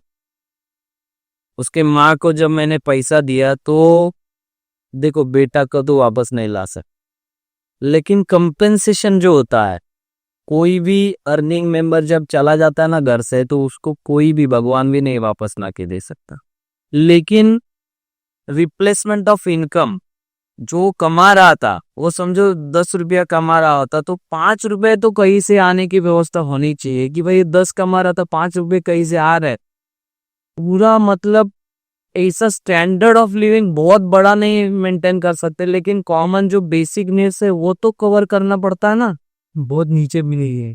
बहुत नीचे भी नहीं करेंगे। सबसे ज्यादा क्या होता है कि अर्निंग मेंबर एग्जिट मानने के बाद स्टैंडर्ड ऑफ लिविंग पूरा नीचे आ जाता है ऐसा। तो जो बेटा अच्छे स्टैंडर्ड में प्राइवेट स्कूल में पढ़ता है, उसको म्युनिसिपैलिटी में डालना हो जहाँ पे फीस ना लगे। फिर जो अच्छे फ्लैट में रहते हो, चाली में रहना जाना पड़ता है, फिर सब कॉम्प्रोमाइज होता है। तो मैं थोड़ा उनको बोलता हूँ कि देखो, आप जब खाना खाते हो तो पेट भर के खाना खाता बराबर ना, आधे पेट तो कोई उठता नहीं। लेकिन जब प्रोटेक्शन का, इंश्योरेंस का मामला आता है ना, लोग 1-2 लाख की पॉलिसी लेके छोड़ देते हैं कि है मेरे पास, लेकिन जब मिलेगा ना तो खाली वो 1 महीने का ही खर्चा चलेगा, आगे नहीं चला सकते उस। तो ये चीजें लोगों को समझना चाहिए कि सफिशिएंट क्या होता है, उसको ह्यूमन लाइफ वैल्यू बोलते हैं, HLB। हर आदमी की अपने घर में एक वैल्यू होती है। कितनी वैल्यू होती है? उसके कमाई के बराबर। अगर कोई 50,000 मंथली या 1 लाख रुपए कमा रहा है बराबर ना, तो उसकी लाइफस्टाइल उसके हिसाब से होगी, उसके हिसाब से 10 लाख वाले के हिसाब से तो नहीं होगी। तो 1 लाख रुपीज जो आ रहा है मंथली, तो अगर वो कहीं जाता है, समझो 2 महीना छुट्टी पे चला गया और उसका महीने का खर्चा 50,000 है, तो कितना रुपए देके जाएगा? 50,000 एक मंथ का, 50,000 मतलब 1 लाख रुपीज देके जाएगा। भाई 2 महीना में कहीं पे जा रहा हूँ, ये 1 लाख रुपए रखो, घर चला। 6 महीना जाएगा तो 3 लाख देने पड़ेंगे। 1 साल जाएंगे तो 6 लाख देने पड़ेंगे। अरे वापस नहीं आएगा तो कितने पैसे जाए, ये कोई नहीं सोचता। तो ये बहुत इंपॉर्टेंट चीजें हैं, क्योंकि लोगों को क्या लगता है कि इंश्योरेंस है ना कंपलसरी नहीं है, बराबर ना, कंपलसरी नहीं लगता, हम तो ऑप्शनल लगता। लेकिन अगर 6 लोग सामने खड़े करेंगे और एक रिवॉल्वर लेके उसमें एक ही गोली डालेंगे, अभी 6 लोगों में से किसका इंश्योरेंस करना होगा? अगर उनको शूट करना है, गोली एक ही है, तो किसका करना पड़ेगा? किसी को भी लग सकता, सबका करना पड़ेगा ना। लग तो किसी का भी सकती। तो ये जो है ना, ये बटन अपने हाथ में नहीं है। ये हो गई रहने न रहने की बात। मतलब ये 100 में से 3-4 लोग निकल जाते, लेकिन वो कौन है पता नहीं, किसी को पता नहीं। लेकिन हम लोग सेव करते हैं और उसका बेनिफिट हम लोग कुछ सालों के बाद ले लेते हैं, तभी पता चलता है यार वो टाइम पे हमको ज्यादा करना चाहिए था, तभी आप उसको उसका एंजॉय कर सकते थे। लेकिन अभी न्यू जनरेशन क्या करती है, एक प्रोडक्ट के उसमें जाते हैं, उसको प्रॉफिट नहीं मिला कि उसको स्विच करके दूसरे में जाते, उसमें भी कुछ नहीं मिल रहा है, कम ज्यादा हो रहा है, तीसरे में जाता है। होता क्या है कि कोई भी प्रोडक्ट का बेनिफिट नहीं होता। अभी एक डेटा आया था कि 97% 5 साल के अंदर एग्जिट मार देते हैं, इसमें एसआईपी से एग्जिट मार देते हैं 95%। 97%। 3% ही लोग 10 साल तक टिकते हैं, और 10 साल के ऊपर कोई टिकता ही नहीं। देखो कभी एग्रीमेंट बनता है ना, तो ऐसा एग्रीमेंट बनेगा कि आप कभी भी निकल सकते हैं, तो लोग ज्यादा करके वही करते, बराबर। इंश्योरेंस प्रोडक्ट में एग्रीमेंट 15 साल 20 साल 17 साल उसके ऊपर ही रहता, तो उसमें एग्जिट मारने के चांसेस बहुत कम रहते, क्योंकि उसमें एग्जिट मारेंगे तो लॉस हो जाता है। और लॉस इसलिए होता है कि जब तक वो है तब तक उसको प्रोटेक्शन दिया ना, दिया तो उसका चार्जेस तो कटेगा, लेकिन आप लास्ट तक रहोगे तो जो पैसा आएगा उसका बहुत बेनिफिट होता है, उसमें एडिशनल बहुत मिल जाता है, क्योंकि आखिरी तक टिकने वाले लोगों को ही ज्यादा बेनिफिट है। बीच में आप विड्रॉ करेंगे आपको बहुत लॉस होगा, ऐसा। और लोग सोचते हैं लॉस क्यों हुआ, अरे जब आपने एग्रीमेंट 20 साल का किया और आप 15 साल में 10 साल में 5 साल में निकल जाओगे, तो आपको पूरा बेनिफिट मिलेगा ही नहीं, कोई भी कंपनी नहीं दे पाएगी। तो आखिरी तक टिके रहेंगे तो आपके सेविंग्स का आप इंजॉय कर सकते। कि long term saving. Long term से, और लॉन्ग टर्म क्यों जरूरी है, हम जीते भी लॉन्ग टर्म है ना। लोग सवाल ये पूछते कि हम लोग इतने साल जिएंगे क्या, 35 साल का आदमी पूछता है इतने साल जिएंगे क्या, 50 साल 60 साल जब पैसा मिलेगा। ये बोला तुम 35 के हो गए तो क्या पैदा होते ही 35 के हो गए, 1-2 साल से ही बड़े हो ना। 1 साल के बने, भी 2 साल के 5 साल के, फिर 35 के बने। तभी माँ बाप ने जब पैदा हुए पूछा होता कि यार इतने साल जिएगा नहीं, इसको खत्म कर लो, तो खत्म हो जाती कहानी। कहानी खत्म। ऐसा नहीं होता। वो चीजें आपको ध्यान रखनी है कि आप लॉन्ग टर्म के लिए जाओगे तो आप सभी चीजों का बेनिफिट ले पाओ। हम अक्सर देखते हैं कि इंडियन मार्केट या इंडियन मेंटेलिटी में रियल एस्टेट, प्रॉपर्टी, ये सब का बहुत ऐसा रखना एक मायने, उसका मायने बहुत ज़्यादा है। तो लोग ज़्यादातर रियल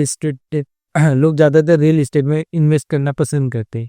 तो इसके बारे में आपकी क्या राय है? देखिए, रियल इस्टेट अगर इन्वेस्टमेंट करना है तो उसके लिए सबसे ज्यादा पैसा लगता है, सबसे हजारों में तो नहीं मिलता, लाखों में मिलता है, करोड़ों में मिलता है।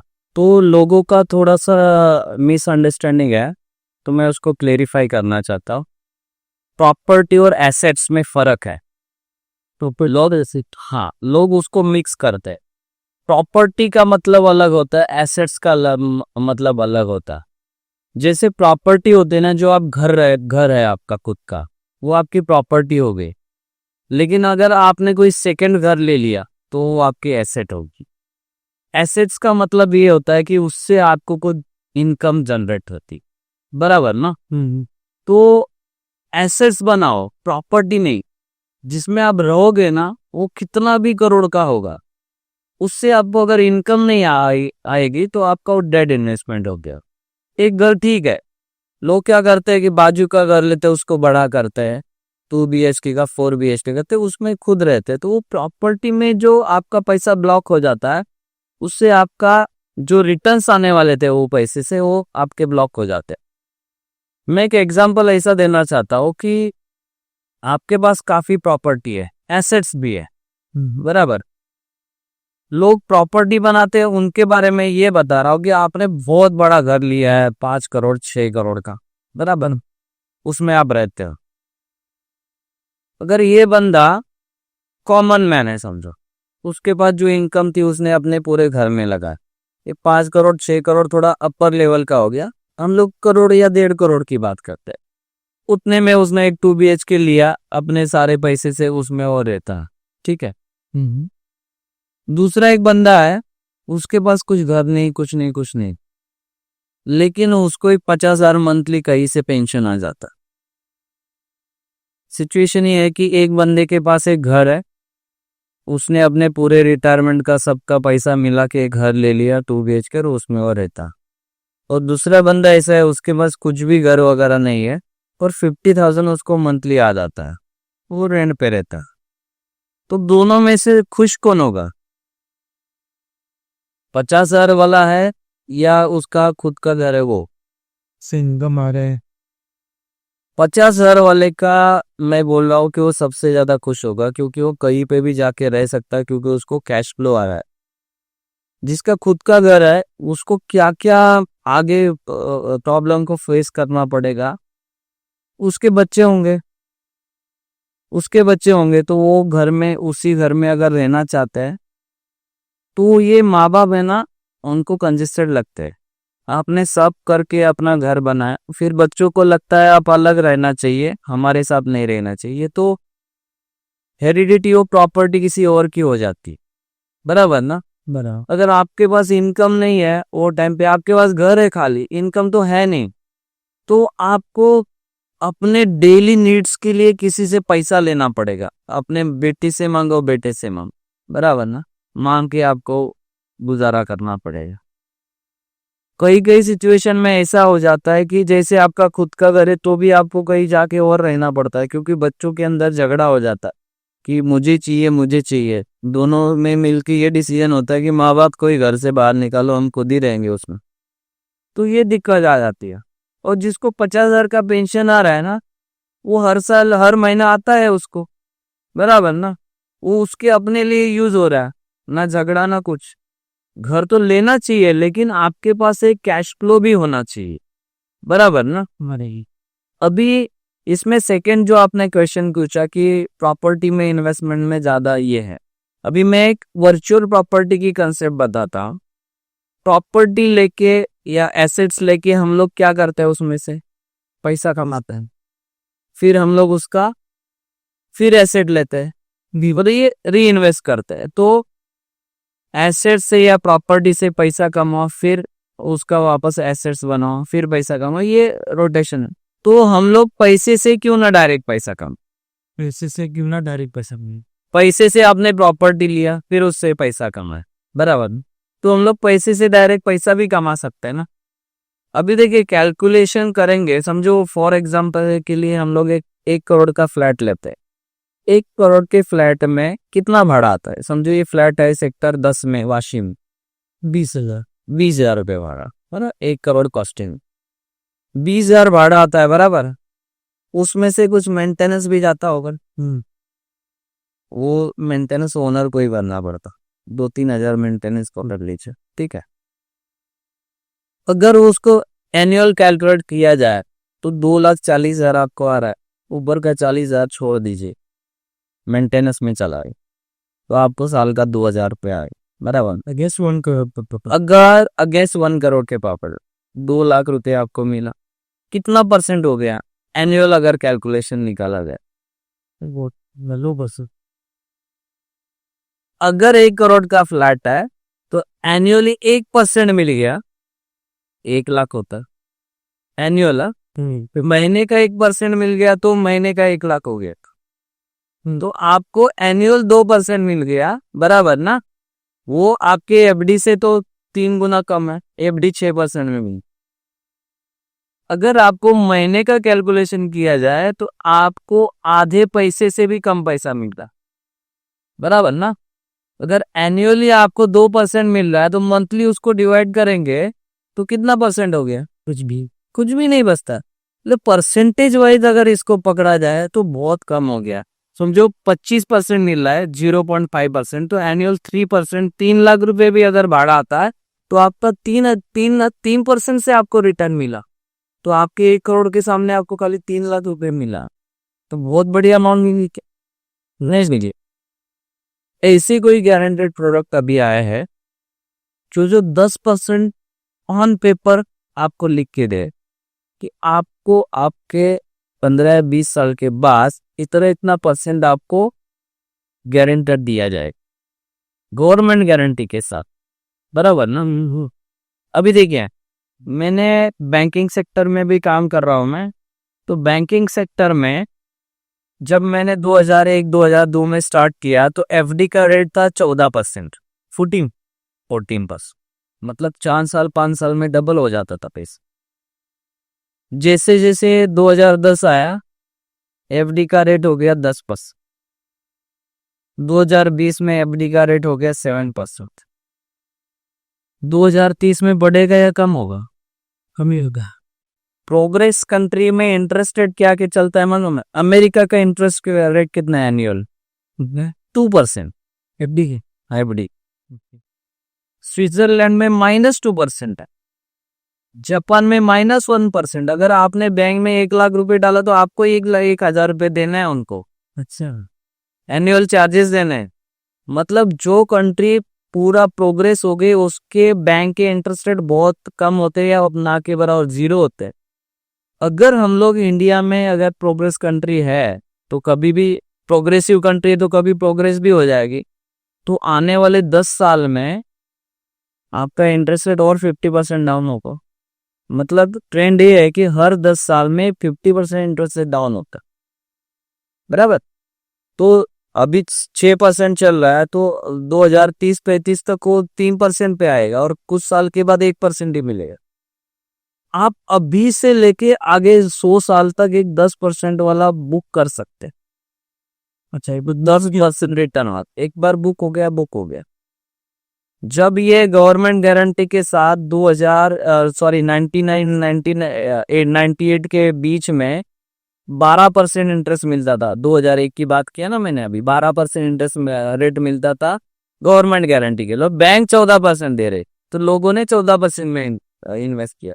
लेकिन जो 12% पे गया वो अभी भी 12% ले रहा है ताकि बैंक ने 6% कर दिए। अच्छा, लॉन्ग टर्म में उसका बेनिफिट। लॉन्ग टर्म में उसका बेनिफिट है। जितना आप लंबा समय के लिए, ये जो प्रोडक्ट होता है ना 100 साल की गारंटी लेती है, कोई भी बैंक 10 साल के ऊपर एफडी नहीं लेता। लेकिन LIC इंश्योरेंस प्रोडक्ट 100 साल की गारंटी लेती है। आप 100 साल तक जियोगे तब तक आपको पैसा देंगे, आपके नेक्स्ट जनरेशन को भी पैसा देंगे। तो ये गारंटी आप अगर बुक करते हैं तो कोई समझो 1 करोड़ का अगर आपने कोई बुक कर दिया इंश्योरेंस प्रोडक्ट, उसमें 10% मतलब आपको 10 लाख रुपए मिले, 10 लाख रुपए आपको लाइफ टाइम मिलने वाला। तो 1 करोड़ का प्रॉपर्टी बुक करने के लिए अगर रियल प्रॉपर्टी बुक करते हैं, वर्थ जो वर्चुअल के अगेंस्ट होती है रियल प्रॉपर्टी, तो आपको 50 लाख तो देने पड़ेंगे उनको। तो 50 लाख लोन करना, बाकी उसका खर्चा पानी भी है, बराबर ना। तो 1.25 करोड़ जाता है।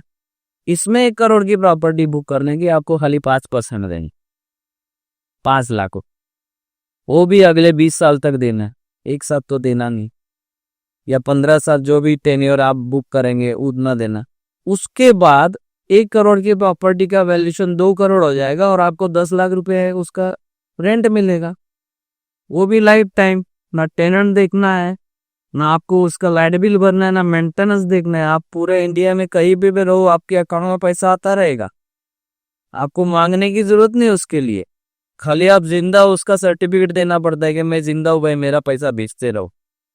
इतना ही काम करना है, वो भी आधा नेट का काम। तो ये वर्चुअल प्रॉपर्टी का कंसेप्ट ये है कि आपको कोई भी चीज मेंटेन नहीं करनी है, ऑटोमेटिक पे चलेगी और 10% के रेट से आप जिंदगी भर पैसा ले सकते हैं। ये वर्चुअल प्रॉपर्टी का कंसेप्ट है और मैं खुद अपने लिए इंप्लीमेंट करता हूँ वर्चुअल प्रॉपर्टी। काफी अच्छी कंसेप्ट आपने बताई वर्चुअल प्रॉपर्टी।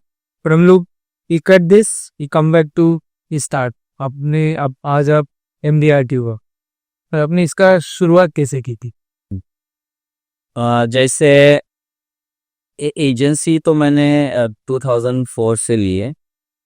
उसके पहले का मैं कुछ बताना चाहता हूँ कि मैं एक फैमिली जो गांव से आया हूँ, वो एक फार्मर फैमिली थी। मेरे पिताजी कारपेंटर बिजनेसमैन थे, मतलब कारपेंटर का बिजनेस करते, सब कॉन्ट्रैक्टर करके करते थे। तो जब मैं स्कूल में जाता था फिक्स स्टैंडर्ड में, तो मैंने कुछ चीज़ें मांगी थी मम्मी पापा से कि मुझे बैग चाहिए, बूट चाहिए, ये सब चाहिए थे, मुझे रेनकोट चाहिए। हमारे गांव में, मैं महाबलेश्वर से हूँ, तो काफ़ी सारी बारिश होती है। तो स्कूल बहुत लंबा था, वहाँ से 4th स्टैंडर्ड तक हमारे गांव में स्कूल चलता था। वहाँ से कम 5-6 किलोमीटर वॉकिंग डिस्टेंस पे दूसरा स्कूल का। वहाँ जाने के लिए कुछ चीज़ें लगती थी, गमबूट लगता था, रेनकोट लगता था, तो कभी मांगा माँ बाप से तो उनको काफ़ी टाइम लगता था देने के लिए, क्योंकि इनकम लो होने की वजह से हमको काफ़ी सोचना पड़ता था कि थोड़ा रुको बाद में देते हैं। तो वो टाइम जब मैं 10 इयर्स का था तब भी मुझे ऐसा लगा कि ये चीज़ें तो पैसे से आते हैं ना, तो पैसा तो मैं भी कमा सकता हूँ। फिर मैं तो 10 ही साल का था, मुझे कौन काम पे लेगा। तो मैंने देखो कोई भी चीज़ करने से अगर आप अंदर से इंट्यूशन आता है करना चाहिए तो अपने आप उसके रास्ते बन जाते हैं। तो मेरा एक दोस्त था जो मेरे साथ ही स्कूल में पढ़ता था, वो बोला कि हम लोग है ना दिवाली के सीजन में काम पे जाते हैं या समर वेकेशन में काम पे जाते हैं। बोला तुम मेरे एज के हो, 10 ही साल के हो, तो तुमको कौन काम पे लेता है। मैं बोला कोई टेंशन नहीं हो, बोला कि मेरे पिताजी कॉन्ट्रैक्टर है। बोला अच्छा है। तो मैं बोला कि उनको पूछो कि मेरे को भी लेंगे क्या काम पे। तो बोला ठीक है पूछता हूँ। सेकंड डे ने उसने बताया कि हाँ बोले आ जाओ। तो काम क्या करना पड़ेगा। तो बोला लेबर का काम है। लेबर मतलब वहां पे है ना जो वेल बनता है ना कुआं, उसके लिए रिंग बनाने का काम चलता है। जो सीमेंट के रिंग बनते थे ना, तो वो बनाने का काम चलता है। तो बोला कि वो रिंग बनाने का काम है और उसमें जो मिक्सचर करके सीमेंट रेती वगैरह डालते हैं ना, वो डालना है उसमें। तो बोला, ठीक है पैसा मिलेगा ना। तो बोला ठीक है चलेगा करूँगा। तो 15 रुपया, 15 रुपीज ओनली, 15 रुपया पर डे के हिसाब से मैं काम पे गया। और मेरा फर्स्ट सैलरी 60 रुपीज था, 60 रुपये मुझे मिला था पहले सैलरी। 4 दिन मैंने किया, तो संडे संडे सैलरी होता ना, शायद मैंने बुधवार का गुरुवार को ज्वाइन किया हो। तो मैंने ज्वाइन किया और 60 रुपीज सैलरी मुझे मिला। उसके बाद मुझे कॉन्फिडेंस आ गया कि मैं कमा सकता हूँ बस। तो वो टाइम पे जो बुक्स मिलते थे तो 5 रुपए 10 रुपए के बुक्स मिलते थे। तो मैंने डिसाइड वही से किया है कि मैं इससे आगे जो भी पढ़ाई करूंगा 5th स्टैंडर्ड के बाद, वो मैं अपने पैसे से ही करूंगा। मैं माँ बाप से कभी मांगूंगा नहीं पैसा। तो मैंने वो शुरुआत की। और ये तो बहुत बड़ा पैसा नहीं मिलता, छोटा छोटा मिलता था। जैसे बुक लेते थे पूरा पैसा खत्म हो जाता था।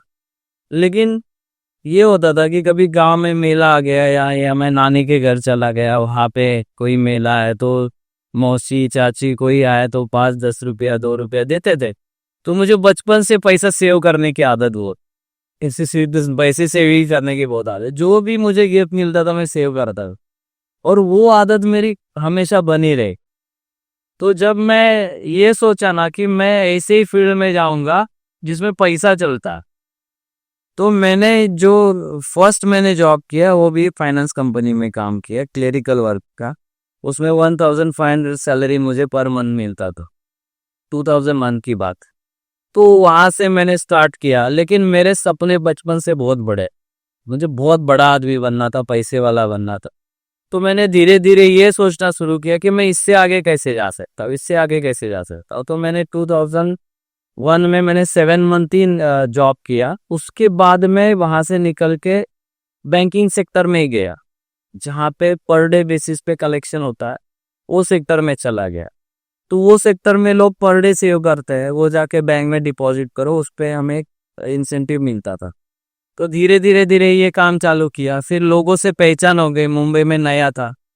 उसमें एक मेरा दोस्त भरत करके, उसको मैं क्रेडिट देना चाहता हूँ। तो वो जब बम्बे में आए मुझे लेके, तो टिकट भी उन्होंने ही निकाला था मेरा, क्योंकि उतने तो पैसे है नहीं थे कि हम लोग अपने पैसे से बुक में गए। तो उन्होंने टिकट निकाल के मुझे जॉब पे भी उन्होंने ही लगाया था, उनके पहचान से लगाया। तो धीरे धीरे धीरे आगे जब जैसे बॉम्बे में पहचान हो गई, तो मैंने मेरे दोस्त को बोला कि मुझे सेविंग्स करनी है। तो वो LIC में काम करता था। तो बोला कर सकते हो। तो मैं बोला सैलरी तो बहुत छोटी है मेरा, मतलब छोटी है तो भी मैं सेविंग करूंगा ही। मतलब मैं 380 रुपीज क्वार्टरली सेव करता था, कभी 100 रुपीज सेव करता, लेकिन सेविंग की आदत मेरी अच्छी थी। तो जैसे वो मुझे बोलता था कि ऐसे सेव करो, ऐसे से इतना इतना पैसा मिलेगा। तो बोला ये बिजनेस ये जो कर रहा है वो तो मैं भी कर सकता हूँ। तो 2004 में मैंने अपना खुद का चालू कर दिया। मतलब 3 साल में उसके दोस्त के साथ काम किया। उसके बाद मुझे थोड़ा एक्सपीरियंस आया, तो 2004 में मैंने अपना खुद का एडवाइजर का काम चालू कर दिया। और वैसे धीरे धीरे धीरे ग्रोथ हो गई। शुरू में पहचान नहीं थी, बोलना नहीं आता था, जो भी लोग मिलते थे उसको समझाता था, तो धीरे धीरे धीरे ग्रोथ हो गई। First year annual income only 43,000 annual income था। 43,000 एनुअल इनकम था, 2004 की बात थी। धीरे धीरे धीरे आगे बढ़ता गया, फिर इनकम बढ़ने लगी, फिर खुद का घर सोचा, खुद का घर लिया। बाद में मैं 2008 में मैंने शादी किया, और मुझे पार्टनर भी ऐसा चाहिए था कि जो मेरे बिजनेस में हेल्प करे। तो वो भी LIC में काम करती थी। धीरे धीरे हम लोग साथ में काम करने लगे, तो ग्रो ज़्यादा हो गई।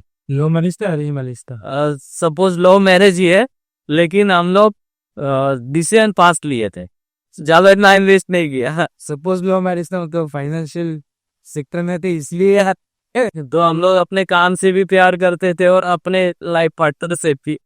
तो धीरे धीरे धीरे हम लोग आगे चले गए। 2008 के बाद हमारी ग्रोथ अच्छी हुई, क्योंकि हमारे दोनों के टारगेट एक ही हो गए, तो स्ट्रेंथ मिली। आगे जाके MDRT वगैरह जो भी LIC के बड़े बड़े अचीवमेंट है वो हम लोग किए, ग्रोथ अच्छी हो गई। धीरे धीरे धीरे आगे बढ़ते गए। देखो, कोई भी बंदा बिना चैलेंज के आगे नहीं बढ़ता। Challenge is the part of life. जब 2004 में मैंने ये सेक्टर में स्विच करने का मेरा ये था कि मेरे साथ एक ट्रेजेडी हुआ। जो फाइनेंस कंपनी में मैं काम करता था, वो फाइनेंस कंपनी शट डाउन हो गई, और जो लोगों के साथ अटैच होके मैंने वहां पे डिपॉजिट किया था, वो डिपॉजिट फ्लॉप हो गया।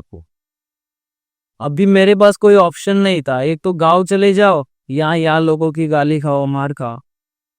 तो मैंने ये सोचा कि ये लोग जो मेरे साथ है, जिन्होंने मेरे ऊपर ट्रस्ट किया है, उनका मैं एक भी रुपया डूबने नहीं दूंगा। ये मेरे लाइफ इथिक्स है, मेरे बिजनेस की इथिक्स है कुछ, कि मैं कुछ भी हो जाए, मेरे सामने वाले का ज्यादा फायदा देखता हूँ, मेरा कम देखता हूँ। मैं किसी का लॉस बेयर नहीं कर सकता, किसी का लॉस ना हो, सबको प्रॉफिट मिले, ये बेस पे मैं अपना काम करता। तो 2004 में जो लॉस हुआ मेरा, 10 लाख रुपीज लॉस था। तो वो कैसे कवर करे, ये फ्रस्ट्रेशन में मैं अपने लिए कोई ऐसी अपॉर्चुनिटी ढूंढ रहा था जिससे मुझे ये अपॉर्चुनिटी मिली। और ये 2004 से लेके 2010 तक मैंने एक रुपया सबका दे दिया, अपने पर्सनल इनकम से, सबका पैसा पेड। और वही लोग आज भी मेरे साथ, क्योंकि दुकान में न मिलने वाली चीज है ट्रस्ट। किसी दुकान में या वैसी सी खरीदी नहीं जाती, वो कमानी ही पड़ती। वो ट्रस्ट मैंने लोगों का अपने साथ रखा था। मैं कुछ भी हूँ वो लोगों के वजह से। जो लोग मेरे साथ है, जो मैंने कम्युनिटी बनाई, वो नॉन महाराष्ट्रियन है, महाराष्ट्रियन है, लेकिन मेरा रीच जहाँ तक गया, मेरा ऑल ओवर इंडिया सभी स्टेट में मेरे क्लाइंट है। जैसे दिल्ली के, उड़ीसा, झारखंड, UP, MP और ये अपना बिहार, इस सभी जगह से मेरे क्लाइंट है। तो इनके पास तो मैं वहां पे नहीं गया, लेकिन जब एक आदमी अच्छा काम करता है ना, तो डेफिनेटली उसको रेफरल दिया जाता है कि ये आदमी के पास आप जाओ, इससे आपका काम हो गया। तो वो रिलेशन डेवलप हुआ, बिल्ड हुआ, और धीरे धीरे अपनी ग्रोथ चालू हो गई। अभी आगे जाके कोई भी फील्ड में निकलते हैं हम लोग, काम करना शुरू करते, तो उसमें भी अलग अलग चैलेंजेस हो। ये फील्ड में सीखना बहुत जरूरी होता है। अब if you are not upgrading, you are downgrading. नए नए प्रोडक्ट आते हैं, नए नए चैलेंज आते हैं। 2014 में ये हुआ कि GST आ गया। इंश्योरेंस प्रोडक्ट को पहले GST नहीं, GST आ गया, तो उसको समझने के लिए हमारा 1-2 साल चले गए, क्योंकि प्रोडक्ट वापस रिवाइज हो गए, पूरे वापस रिवाइज हो गए, तो नए प्रोडक्ट आ गए। पहले हमें तो याद था कौन सा प्रोडक्ट कैसे बेचता है, नए प्रोडक्ट आ गए। नए प्रोडक्ट में चैलेंजेस आ गए कि GST लगा, उसका अलग बाइफिकेशन रिसिप्ट में आने लगा। लोग बोलते हैं GST क्यों देंगे अब, लेकिन GST अगर गवर्नमेंट ने रिकॉग्नाइज किया है, इंट्रोड्यूस किया, तो आपको देना पड़ेगा। उसको बताने के लिए हमको 2 साल लगे, तो बिजनेस फिर ऐसे डाउन हो जाता। फिर लोगों को पता चलता ही नहीं, अभी वो उसके साथ फैमिलियर हो जाते, फिर अभी GST का कोई इश्यू नहीं है। ऐसे ऐसे करके आगे चले गए। 2017 में सोचा कि हम लोग कुछ और बिजनेस करते हैं। और बिजनेस हम लोग 2 थे, तो स्ट्रेंथ ज्यादा थी, तो हम लोग टूरिस्ट बिजनेस में चले गए। अच्छा, डबल इंजन का फायदा अपने हाँ, तो टूरिस्ट बिजनेस में हम लोग पहले हम लोग जाते थे हमारे गांव में, तो मेरे दोस्त का एक बंगला था तो उसके यहाँ पे जाते थे, कुछ रुकते थे कुछ घंटों के लिए, कभी कभी उसमें भी स्टे करते थे, तो बहुत अच्छा लगता था कि यार बंगलो होना चाहिए अपना। तो मैंने वहां से ड्रीम बनाने चालू किए कि मेरा बंगला होना चाहिए। तो 2015-16 में मैंने वहां पे एक बंगलो लिया, बहुत अच्छा व्यू वाला बंगलो लिया। और उसमें क्या करेंगे, अभी इतना बड़ा बंगलो लिया है तो उसमें रहना भी तो पड़ेगा, तो हम लोग कभी कभी 2-3 महीने में एक बार जाएंगे उसमें रहना, एक ही दिन के लिए रहना। तो सोचा कि ये हम लोग इसका करें क्या, तो हम लोग उसको रेंट पे देना चालू कर दिए, प्रॉपर्टी जो टूरिस्ट आते हैं ना उनके लिए। तो धीरे धीरे वो उसमें सेटअप अच्छा होने लगा, जो आ रहे लोग वो रहते थे, हमको पैसा अच्छा देते थे, पर डे 10,000 12,000 जो भी रेंट आता था देते थे। तो वो पैसा आने के बाद हम लोग फाइनेंशियल थोड़ा स्ट्रांग हो गए। फिर सोचा कि इसी बिजनेस में थोड़ा ग्रो करें। फिर हम लोग सेकेंड बंगलो लिए। सेकेंड बंगले 2016-17 के बाद वो second bungalow with in 2 years लिए, वो भी अच्छा चलने लगा। फिर हम लोग थर्ड बंगलो लिए 2020-21 में, कोविड के बाद लिए, मतलब बनाए अपने लिए। तो मैं बोला कि कुछ ऐसा यूनिक कंसेप्ट होना चाहिए कि किसी के पास नहीं। तो वो बंगलो हम लोग वुड का बनाए, पाइन वुड का। उसके लिए काफी सारा सर्च किया मैंने अपने हिसाब से डिजाइन करके बनाया। मैंने खाली कंसेप्ट दिया कि आर्किटेक्ट को कि ऐसे ऐसे बंगलो होना चाहिए। वो 7 BHK का बहुत बड़ा लैविश बंगलो है, जिसको पूरा व्यू रहेगा, स्विमिंग पूल है, सब कुछ है उसमें। 7 BHK लैविश पूल है, फर्निश बंगलो।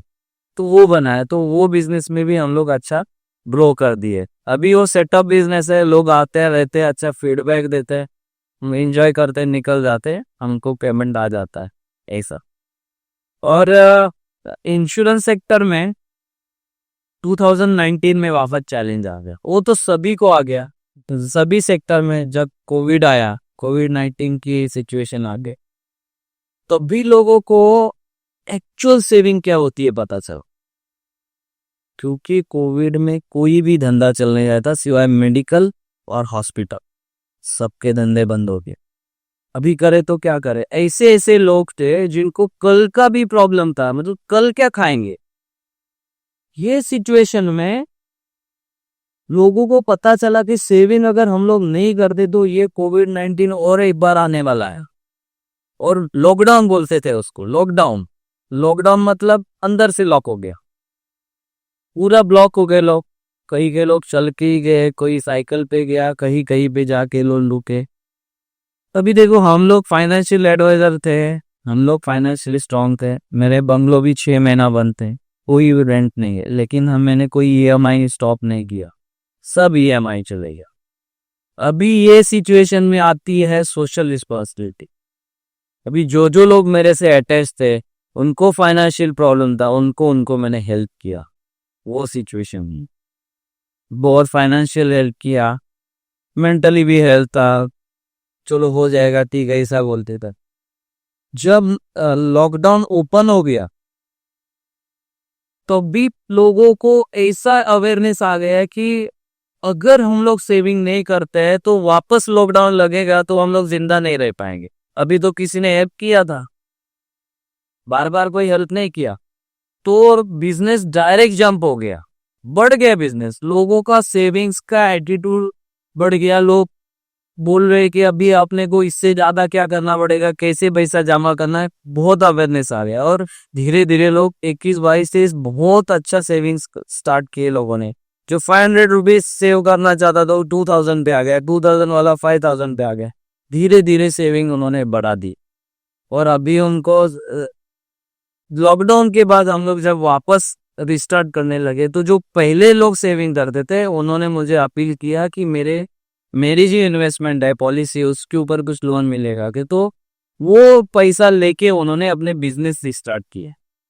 तो जो सेविंग किए थे उनको तो बेनिफिट हो ही गया, और धीरे धीरे वो लोग लाइन पे आ गए। और उन्होंने बाद में तय किया कि मुझे सेविंग्स और बढ़ाने चाहिए। अभी मैं ये बोल रहा हूँ कि और एक बड़ा लॉकडाउन लगता है, और हर एक के लाइफ में लगता है। वो 30 साल का रहेगा या 20 years का, किसी को मालूम नहीं, लेकिन 60 के बाद एक लॉकडाउन था। सर लॉकडाउन में क्या हुआ, कुछ इनकम नहीं खाली खर्चा हुआ ना। हाँ तो 60 के बाद वही होता है, इनकम कुछ नहीं खाली खर्चा, तो लॉकडाउन ही हो गया ना। तो ये लॉकडाउन की तैयारी आपको हमेशा करनी चाहिए। इसकी तैयारी नहीं करेंगे तो फिर किसी के सामने हाथ वाला नहीं पड़ेगा। ये चीजें है, और इसे कोई भी एडवर्स सिचुएशन आती है तो उसे उसमें बहुत सारे पॉजिटिव ये भी सिग्नल्स भी आते हैं, पॉजिटिव चीजें भी सीखने के लिए मिलती है कि ये चीजें हमें सिखाने के लिए आई थी कि अगर आप रेडी नहीं रहोगे तो आपको ये सिचुएशन बार बार फेस करने की ताकत आपके पास नहीं रहेगी। एक बार हो गया, अभी वापस आएगा तो कोई हेल्प नहीं कर, क्योंकि सब अलर्ट हो गए, उनको भी अपनी फैमिली देखनी। तो ये चीजें हैं। बहुत ही इंटरेस्टिंग था आपने कैसे अपनी प्रॉपर्टी को ऐसे ही बनाया। हाँ और दूसरा कि लॉकडाउन जैसे आने वाले जैसे आपने मेंशन किया को उसके लिए हमें सभी लोगों को रेडी रहना पड़ेगा, उसके लिए सेविंग्स करनी होगी। तो काफ़ी अच्छी एडवाइस और एक डायरेक्शन आपने दी है। काफ़ी इंटरेस्टिंग स्टोरी था जैसे हमने बताया। आपने जो भी अचीव किया उसके लिए आपका इन्वेस्टमेंट थ्योरी कैसा है? देखो, अभी एक चीज ऐसी है कि कुछ कुछ प्रोवर्ब होता है ना पहले, तो प्रोवर्ब आउटडेटेड हो जाते हैं। तो पहले क्या होता था कि जो जैसे बोलता है वैसे वो करता, ऐसा था। अभी चेंज हो गया हो, जो करता है वैसे बोलता है उसको ज्यादा रिस्पेक्ट होता। जो करता है वैसे बोलते हैं। हाँ सर, खुद इम्प्लीमेंट कर रहा है फिर दूसरों को बता रहा है तो उसको ज्यादा मतलब रिस्पेक्ट ज्यादा होता है। पहले कैसा था, वो पहले बोलता था और फिर करता, मतलब करता है कि नहीं मालूम नहीं, लेकिन अभी अगर आप कुछ करना चाहते हो, खुद किए है, उसका एक्सपीरियंस है आपको, तो आप दूसरे को बताएंगे तो सबसे ज्यादा इफेक्टिव होता है। मैं खुद अपना बहुत अच्छा सेविंग्स करता हूँ, ईटीएफ में करता हूँ, म्यूचुअल फंड में करता हूँ, मैं डायरेक्ट भी शेयर्स लेता हूँ, और मैक्सिमम मेरा 70% सेविंग्स तो प्रॉपर मतलब LIC में ही है। क्योंकि मैं उसका एडवाइजर हूँ, तो खाली मुझे दूसरे को बेचने के लिए या दूसरे को कन्विंस करने के लिए वो प्रोडक्ट नहीं, मैं खुद कन्विंस हो जाता हूँ, मैं खुद उसमें इन्वेस्ट करता हूँ, उसके बेनिफिट्स देखता हूँ, फिर मैं सेल करता हूँ। मेरे पास 18-19 खुद के पॉलिसीज है। और ये चीजें करते करते मैं नेचर से काफी सीखता हूँ, आजू बाजू का जो माहौल है ना उससे काफी सीखता हूँ। ऑब्जर्वेशन काफी है मेरा। अभी ऑब्जर्वेशन ये है कि जैसे नेचर में 3 सीजन है, जैसे विंटर सीजन है, रेनी सीजन है और समर सीजन। ये तीनों सीजन नेचर के हैं। ये सीजन अपने लाइफ में भी है। अपने लाइफ में ये सीजन कैसे इंक्रीमेंट है, जैसे हम लोग पढ़ाई करते हैं तो ये अपना कोई इनकम नहीं होता, खर्चा होता है, माँ बाप के पैसे पे चलता है सब कुछ। ये विंटर सीजन है अपना, ठंडा, कोई इनकम नहीं है। उसके बाद 20-25 के साल के बाद हम लोग जब जॉब करते हैं, कोई हमारा रेनी सीजन है, जैसे बारिश चालू हो जा, बराबर ना, बारिश चालू होता है तो समझ लो अपने लाइफ में पैसा आ रहा है, बराबर ना, ये रेनी सीजन होता है। उसके बाद हम लोग 25-30 साल जो भी काम करते हैं, 40 साल, 60 के बाद अपना समर चालू हो जाता है। समर में क्या होता है, रेन बंद होता है, बहुत गर्मी होता है, बहुत तकलीफ होता है, बराबर ना, अनईजी हो जाता है। तो ये समर का अपने लाइफ में कैसे है कि अपना इनकम बंद हो गए, डायबिटीज, BP, बहुत सारे डिसीज आ जाते हैं, बोलियों पे काम चलाना पड़ता है। तो ये चीजें अपना समर है। अभी हम लोग रेन सीजन में जो पानी आता है वही पीरियड में पानी पीते हैं क्या? नहीं। रेन कितने सीजन में होता है, बारिश कितने महीना चलता है? 4 महीना। पानी कितना महीना पी रहे? 12 महीने। तो बाकी के 8 महीना पानी आता कहाँ से? ऐसा है ना, पानी तो डेली लग रहा है, आज तो बारिश हुई नहीं तो भी पानी पिए हम लोग।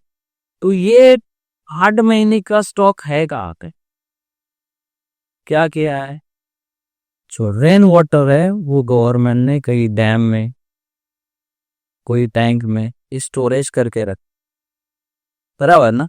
तो वो पानी हम लोग उसके बाद जो 8 महीना जो बारिश नहीं होती तभी भी थे। तो अपने लाइफ में जब हमारे पास पैसा आ रहा है, हमारा रेनी सीजन चालू है, तभी हम लोग स्टॉक नहीं करेंगे तो बाकी की जिंदगी भर अपने को बिना पानी के रहना पड़ेगा। जो समर आएगा ना तो बहुत हार्ड हो जाएगा। सबसे ज्यादा पानी लगता कभी समर में लगता है ना, धूप में लगता है। और वो पानी अगर रेनी सीजन में स्टॉक नहीं किए तो अपने को धूप में तो तड़प के मरना पड़ेगा। तो ये चीजें अगर हम लोग अपने लाइफ से रिलेट करेंगे तो अपने को जब इनकम अपना चालू रहता है, बारिश चालू रहता है, तो सेविंग करना कितना इंपॉर्टेंट है वो पता चलता। हम समझ सकते हैं आप इतने कन्विंस्ड है और कितने अच्छे से कन्विंस कर सकते हैं। इसीलिए शायद आपके रफली 2000 कस्टमर्स ऑलरेडी जुड़े हुए हैं एंड अराउंड 90 CR का मिनिमम ऑलरेडी कलेक्ट करते हैं। तो नेक्स्ट हम लोग रैपिड फायर क्वेश्चंस पूछते हैं, उसका जवाब आप ट्राई कीजिए वन लाइनर में देने के लिए, या ज़रूरत होगी तो थोड़ा सा एक्सप्लेन भी कर सकते हैं। सही बात। मेरे को काफ़ी मज़ा आ रहा है सर। हाँ, ऑनलाइन पॉलिसी परचेस या फिर buying from an agent? Buying from agent.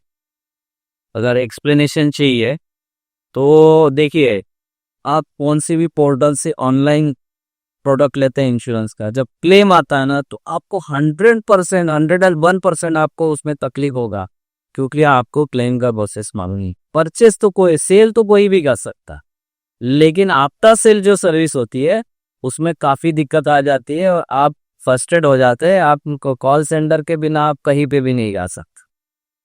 आप ऑफलाइन लेंगे तो आपके पास मीडिएटर होगा और वो आपको प्रॉपर गाइड करेगा। जो 20 साल का बंदा है उसने जस्ट जॉब स्टार्ट किया है, उसने कितना सेविंग करना चाहिए? वर्ल्ड वाइड थंब रूल ऐसा है कि आपको अपने इनकम के 20% सेव करने ही है। अगर आप उतना करते हैं तो आपको सेकेंड इनिंग के लिए कोई और चीज नहीं देखना चाहिए। 20% ऑफ योर मंथली इनकम या एनुअल इनकम आप सेव करते हैं तो आपको लाइफ टाइम आगे फंड की और जरूरत नहीं पड़ेगी। जैसे इनकम बढ़ेगा उसके भी 20% ऐड करना है, बेसिक इनकम के नहीं। अगर आपका 10,000 अभी और 20,000 हो गया तो 10,000 का नहीं, 20,000 का 20% करना पड़ेगा। तभी आपका सेविंग में कंपाउंडिंग का ग्रोथ होगा और आपके सेविंग का अच्छा ग्रोथ हो जाए। Why life insurance is important? For your protection and your family, right? If you love your family, you need life insurance. Okay. Life insurance, full form is love is compulsory. Love is compulsory. LIC. क्या? Thank you very much sir, आपने काफ़ी deep खोल के सारी बातें बताई, काफ़ी interesting stories थी, एग्जाम्पल्स थे आपके पूरी जर्नी में, और आपने जो भी सीखा है through out your 20 years of experience वो आपने बहुत अच्छे से पुट फॉरवर्ड किया है। काफ़ी कन्विंसिंगली आपको इन्वेस्टमेंट, एसेट्स, प्रॉपर्टीज इन सब का हमें नॉलेज दिया है। Thank you very much for this. Thank you so much.